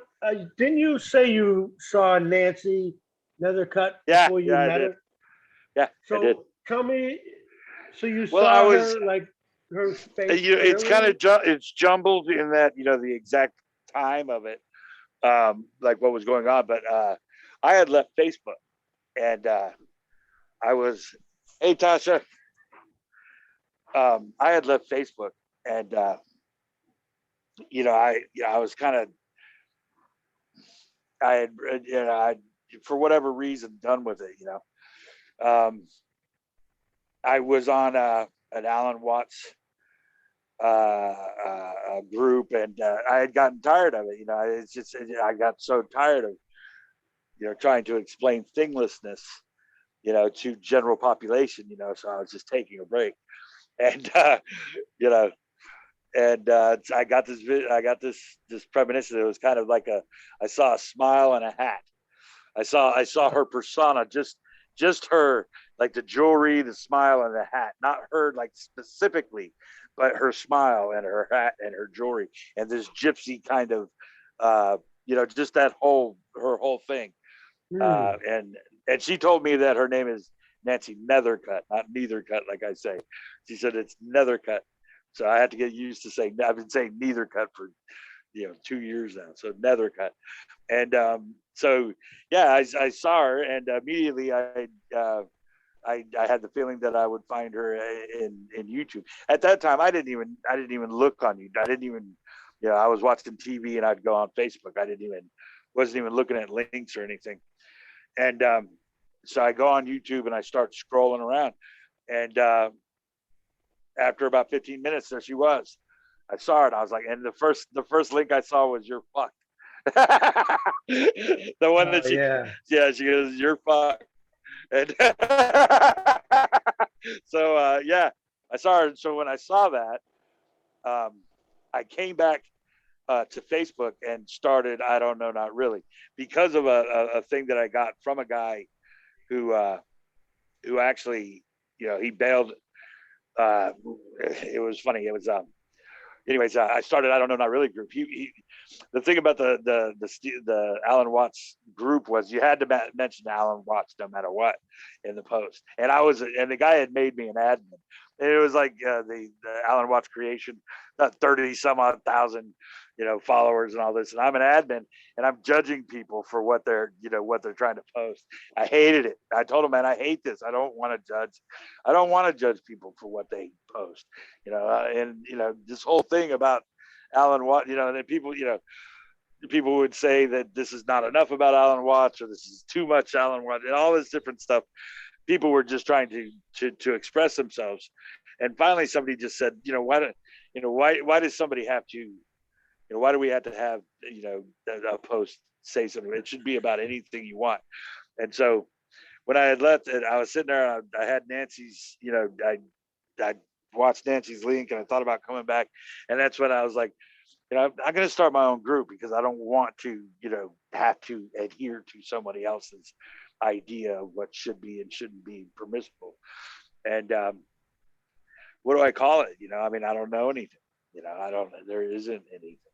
There's, there's nothing. I mean, what should I say? And I mean, if you're not going to have any kind of specific, you know, genre of thought, or I wanted complete anarchy. I wanted people to be able to was post whatever they wanted, and I still do. Within, there are certain things I don't like, so I have had problems. But so that's when I just came up with I don't know, not really group, because Hmm. you know I was like, well, what do I it's call it? like I don't or know. I don't know. it's like when you go into those groups where they have very specific practices. Right. I wanted the exact opposite of that. I wanted you to be able to express your practice if you wish, in any way you want to. But I wanted you to also be able to uh, to allow the other person to express themselves as well. And I found the challenge of that interesting. It's amazing how the group has evolved, in this story. But yeah, the interesting thing was, so yeah, that's kind of how I came back to Facebook, and I joined Rainbows, and that was my introduction to modern, or whatever they call Michael. non-duality. Yeah, Michael Markham. Yeah, Mark. yeah. We had a falling out. Oh, everybody has. I mean, all the I love you, I love you, I love you, I love you, but it's okay. But okay, how do I love you also? I love you. Yeah, but yeah, he's a great guy. I should probably reach out to him, probably just to He say is in the hi. he is in that group, Nothing Cafe. Exploding Rainbows. Oh, Oh, is he in Nothing Cafe? also, yeah. But Yeah. Nothing Cafe I think stopped. I think he's in every group except for yours, Howard. Yeah, Yeah, yeah, yeah. I did. Yeah, not. It wasn't my doing. I mean, and I met I ultimately it met was. I met Michael maybe 15 or 20 years ago, when his name was Tumbaru. Did you Tumbaru. know him? Yeah, Yeah. Tumbaru. I met him in a group that was Nisargadatta Maharaj. We started fighting since then. Yeah. He was surprised. Man, that was 20 years ago. I don't believe it. Yeah, that was almost 20 years ago. Yeah, I ended up running. I run a lot of interference for a lot of gurus. I think, or a lot of people that seem to some to be teachers. I guess Michael's not a self-professed teacher, so I can't. I'm No, not saying that, but there are several people that seem no, to be. Michael is sort of, he made brain a ground. He keeps saying that everything is in your brain. Everything Right, is in your right, brain. right. And then you say, Yeah, but Michael, brain is also brain made. Oh, no, yeah, no, you yeah. don't understand. Everything is just brain. You cannot transcend brain. Yeah, you are the self-referential thoughts. Yeah. It, it's not wrong. I mean, it's not wrong, but uh, to say that there is when you say that there is no brain, he says that you are crazy. That doesn't make sense. That there is no brain. Of course, there is a brain, but that doesn't make sense. So Yeah, yeah. he I mean, says as far as he says that there is no ground. There is no ground, but he makes a ground from the brain right, he claims the brain, and as a that's his ground. ground. Uh, Why don't you interview I, him on your thing? I would love to, but I would have to speak to him a little bit first. I've got no ill will, but I think there's something of a discrepancy there between him and I that I think him and I should probably, I don't think he knows me It's from Adam. not I only don't think you, he Har. has It's me. not only you, Har. Yeah. It's not only Yeah, you. I don't think that like Michael Markham would claim to even know who I was. I think he would say I don't even know who you're talking about, and I don't. And I there's no reason why to doubt that. But at the same time, I don't want to ambush Michael Markham. But at the same time, I would like to at least talk to him face to face, because I run into a lot of interference with that situation, and I would just like to at least talk to him one on one before I actually got him live, because I don't want to be seen as somebody that's trying to attack or ambush Yeah. someone. And at the same time, I don't want to interview somebody that some of the things I'm hearing I'm not exactly interested.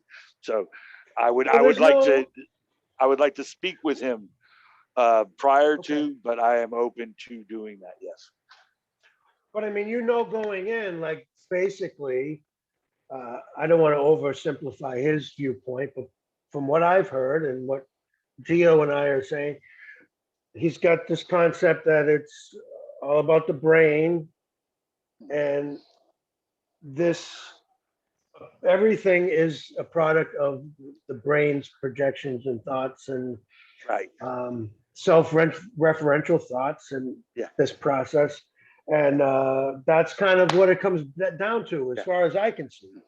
And Yeah. and if you so you could just discuss that. I don't think that it has to become a personal attack in any way, or it's just about ideas. It's an exchange of ideas, and one is not more true than another in the sense that I Yeah, don't but think we know the ultimate truth. I Michael might be right. you might, Maybe it but is all you about the know, brain. the last time we had the conversation, it was in the Nothing Cafe. He just starts to talk. Oh, I love everything. This is so beautiful, and the brain is beautiful. And and then when you say something, Right. and then when you say something that may not be exactly what he thinks, he says, "Oh no, that is just another brain thought." So it Yeah. comes to a point that anything that you say, he says, "Oh no, that's just another brain fabrication." Right. He doesn't Yeah. even look at you. Oh no, that is just Yeah. another brain, just another brain fabrication. And this is so beautiful. I don't know. Oh, what? No, no, that's just Right. another thought. Yeah, And and see, that's the reason why I would like to have a discussion with him prior to discussion on record, is because I would like, I would like to at least, just see if, I don't necessarily, if that's it, then that's it. There's no real reason to interview him. But if you wanted to talk about why, why not? if you wanted to have a discussion, then fine.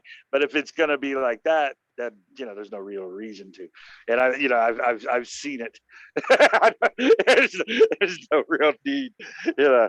And the beauty of it would be the contrast. I completely welcome it, and I think the difference would be that where Michael is making a claim that may or may not be true. I am saying true and false don't exist in its outset.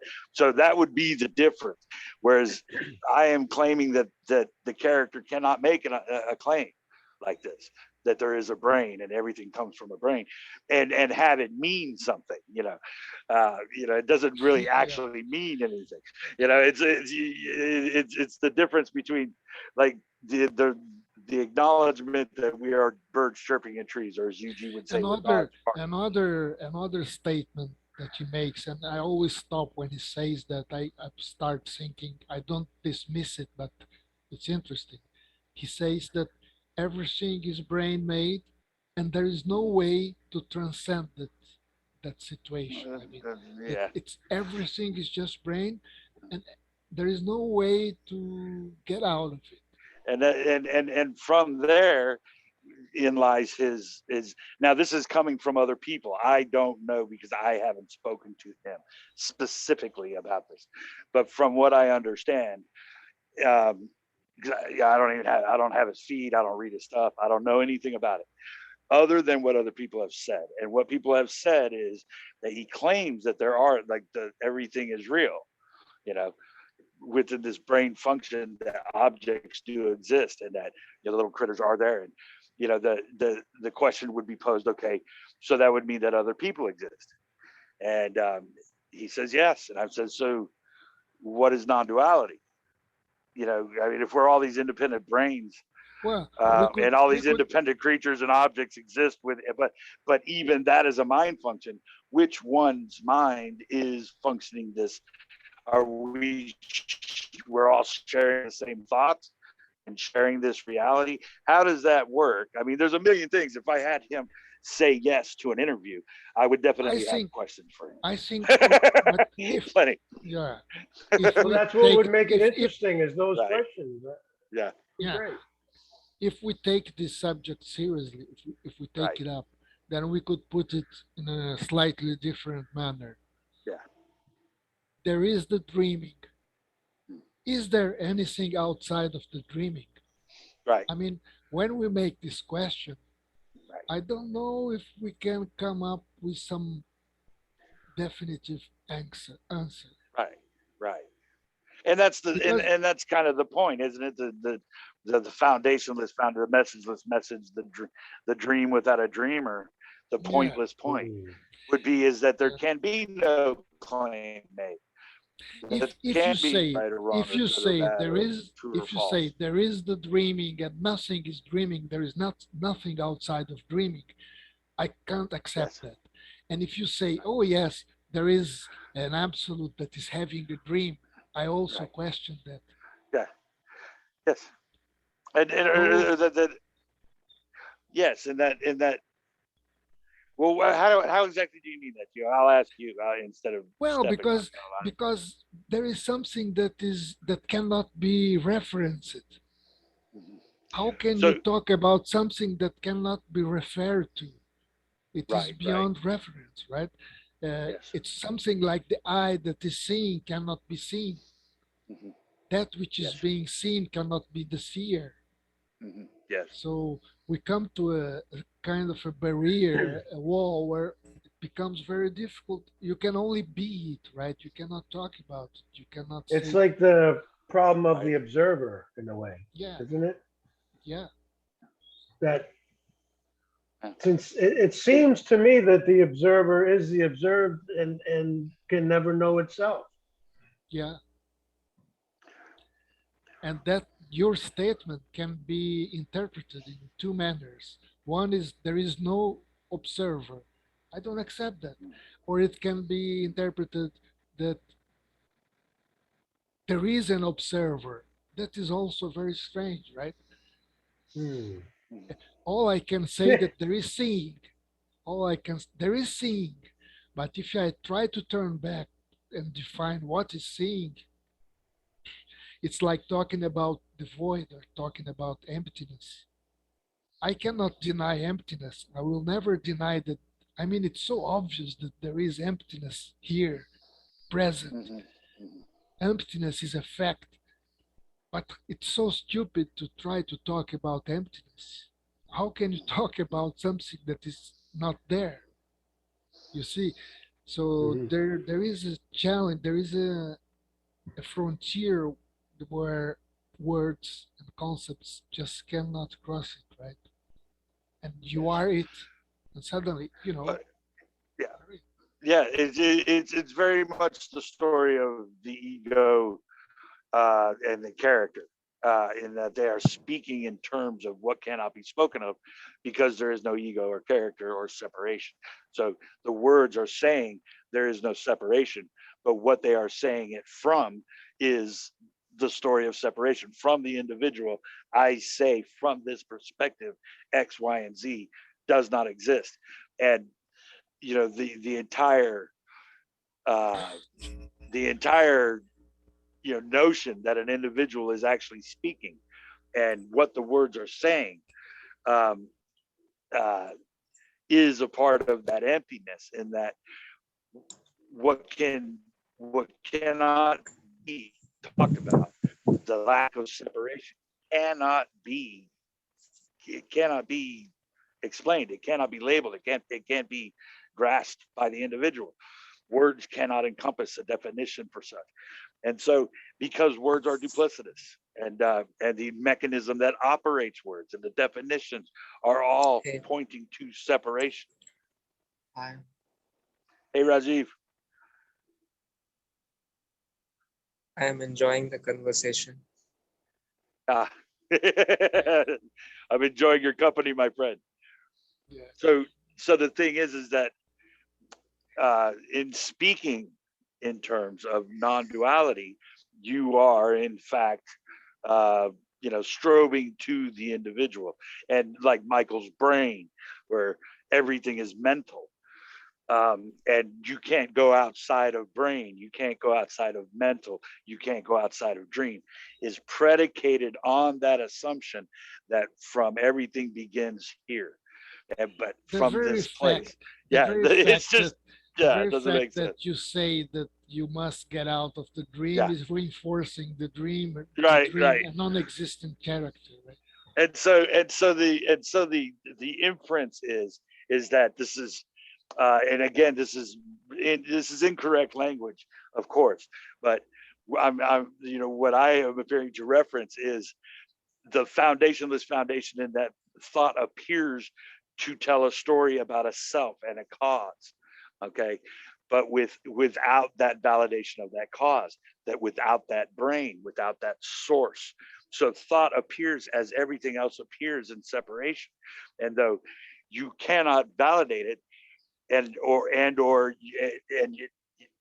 it seems apparent to most, obvious to most, that something is sensing something, but it cannot be objectively known. And in that understanding, knowledge itself cannot be objectively verified.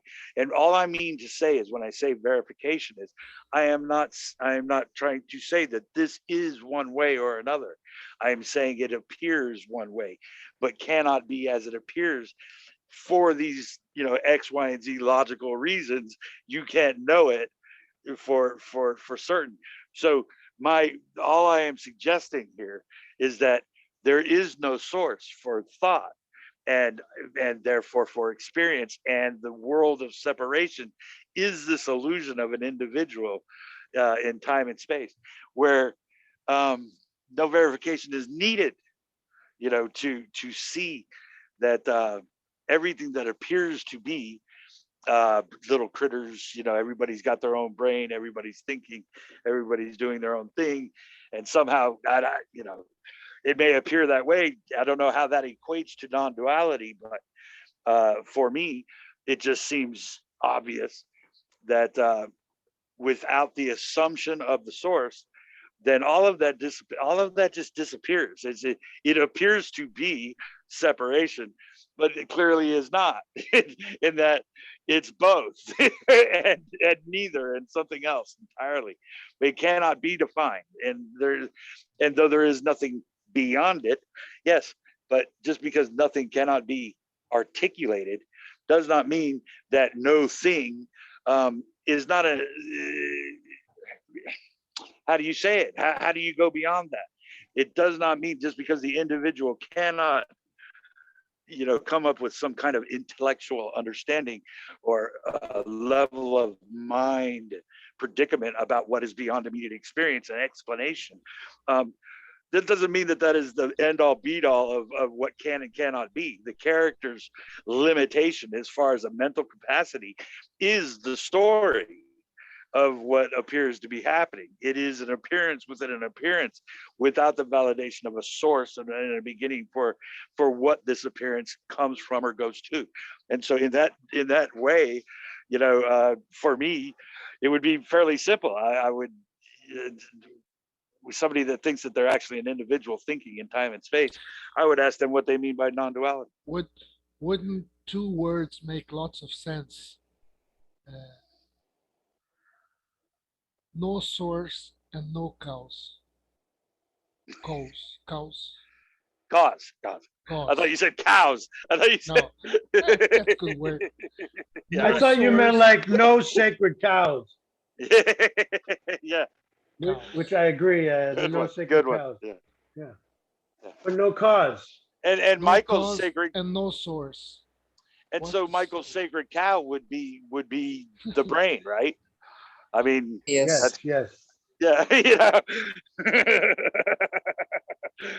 I So only there, belong to two groups now, yours and Miranda's.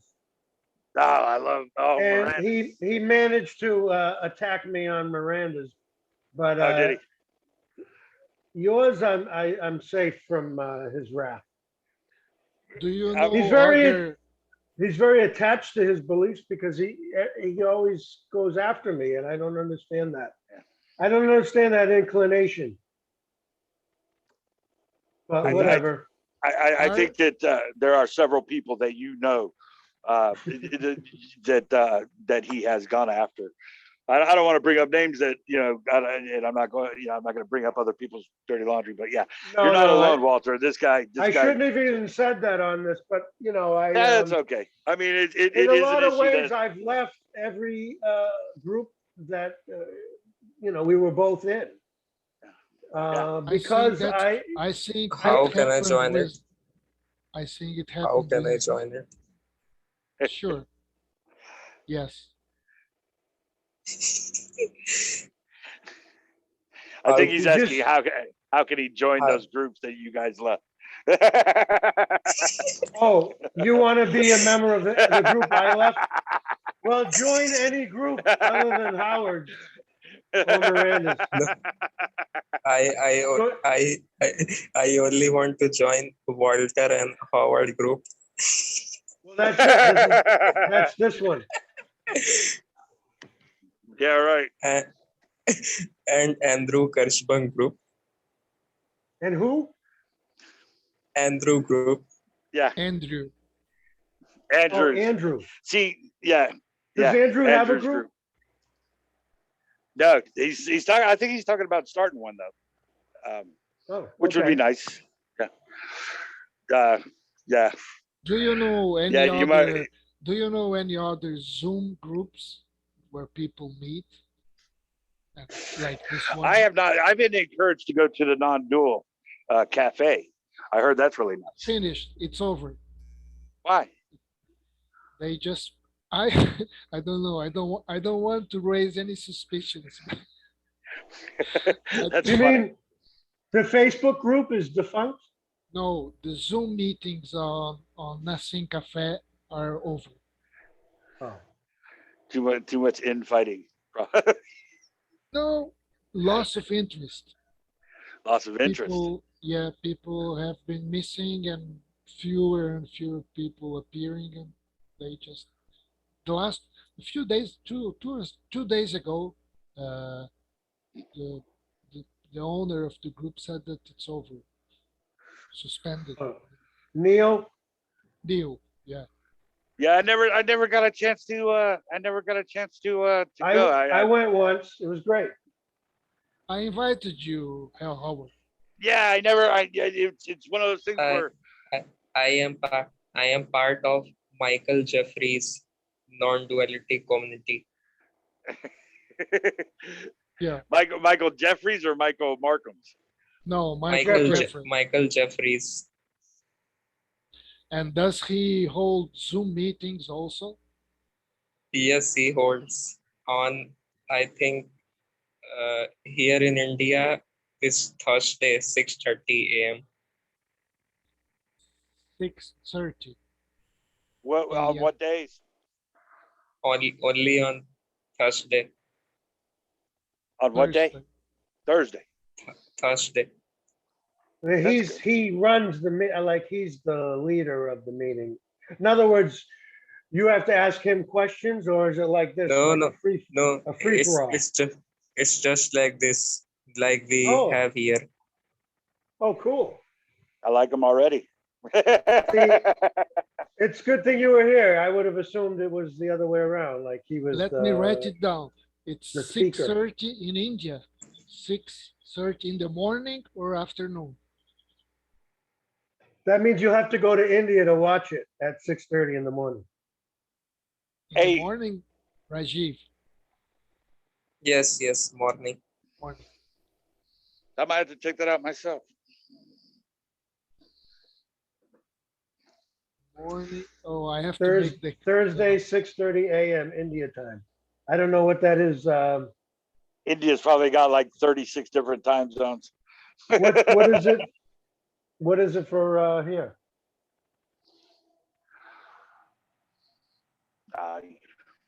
I am chatting with you all in the dark chamber of my bed. In the what chamber? Dark chamber. Dark chamber. You are in a dark chamber. Here it is 1 a.m. in the night. I am grateful, Rajiv. Thank you for staying up so late. But it's not like you got to go to school tomorrow. Rajiv graduated from graduated. He got his degree in philosophy, Geo. All right. Yeah, he graduated, I think, last Thursday or Friday. That's cool. Yes. Yes, yes. And I am attending Bedside Manor with Howard Chance.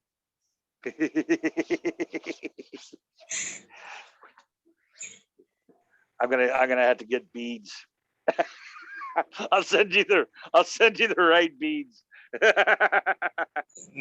Non-duality makes us like a clown.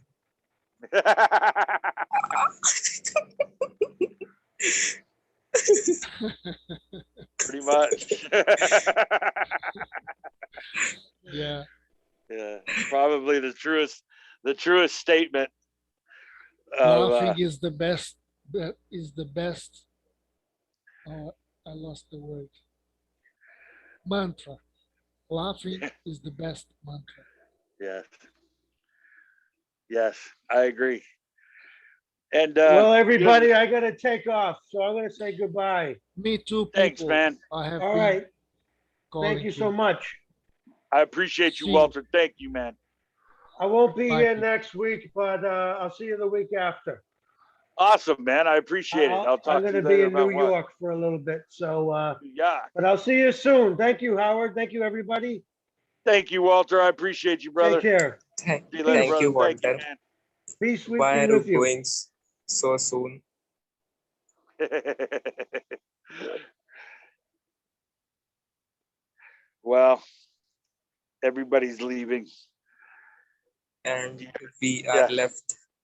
everybody has left. Yeah. Rajiv, you want to talk?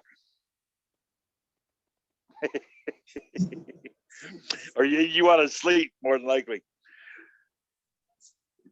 I'm very grateful for your presence, my friend. Thank you. I will talk to you next week, if not sooner. I'll see you on Facebook and Messenger. Call me anytime you like, man. Yes. Do you want to be a Batman or a Joker? A Batman or a Joker? Yes. Yeah, I wouldn't mind being an extra.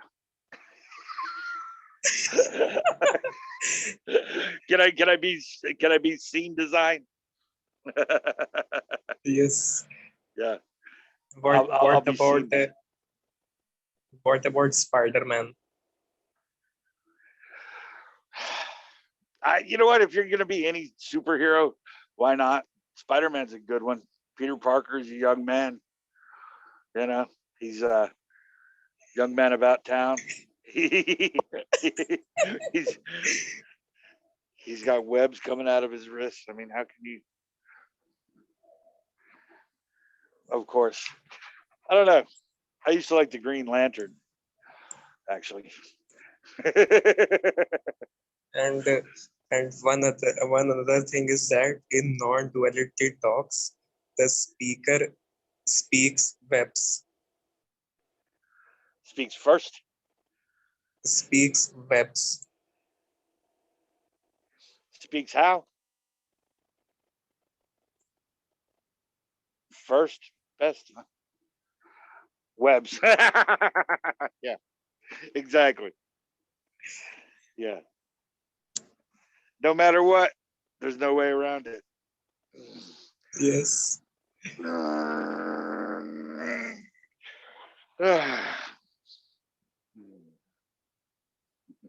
Did you have any interview with Andrew? No. We actually spent some time yesterday together. Um, he was in rare form, and I think, yeah, I don't know if he's going to want to do that this week. Although I asked him, and he's up for it. I think I was going to do an interview with him first, and then he was going to do one with me, and yeah, that way we could have it each on each other's pages. And yeah, I would welcome that. Andrew's great. He's got a lot of he's got a lot of knowledge insofar as different teachers and different genres or different sects of way of looking at it, sections, sections of non-duality, schools of thought regarding non-duality. Um, but yeah, a lot of things regarding technique and stuff like that, Kundalini, Zen, Buddhism. He knows a lot about various instructors and such names and places, histories, and the academics involved. The things that I wish or that would be handy for me if I knew any of that. I don't. I don't know much, but I can allude to certain things that, through, I can allude to different things that I've seen in the story of time and space, but I cannot, I'm terrible with that, names, dates, places, techniques and methods would be nice to know about, in regards to some of the people, people asking questions, and he can bring that stuff up like a Rolodex, and that's very, very impressive. And he's such a great speaker, communicator. He's very articulate, and I think he's amazing. I would love to interview him. Yes. Yes. Yeah, No he's thing is got a lot going. no thing How is was your interview? I heard it was good. I'm probably gonna watch that today. Actually, that's probably what I uploaded it on my channel. I'll watch it today. Yes. Yes. Forward. Yeah. No I things- what was that? Nothing is happening. Nothing is happening. Is happening.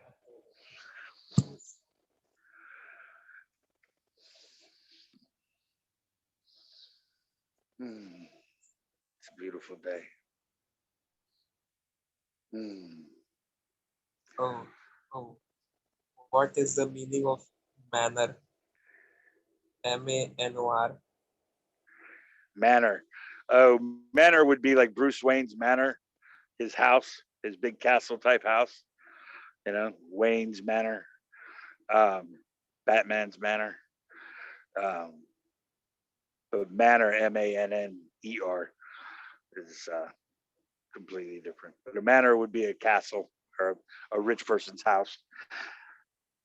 Or a man's home is his castle, a man's home is his manor, I guess you could say. But yeah, it's referring to a dwelling, usually an opulent one. Whereas mannerisms, as Andrew's mannerisms are far more refined, I think, than mine. His approach is far more intricate insofar as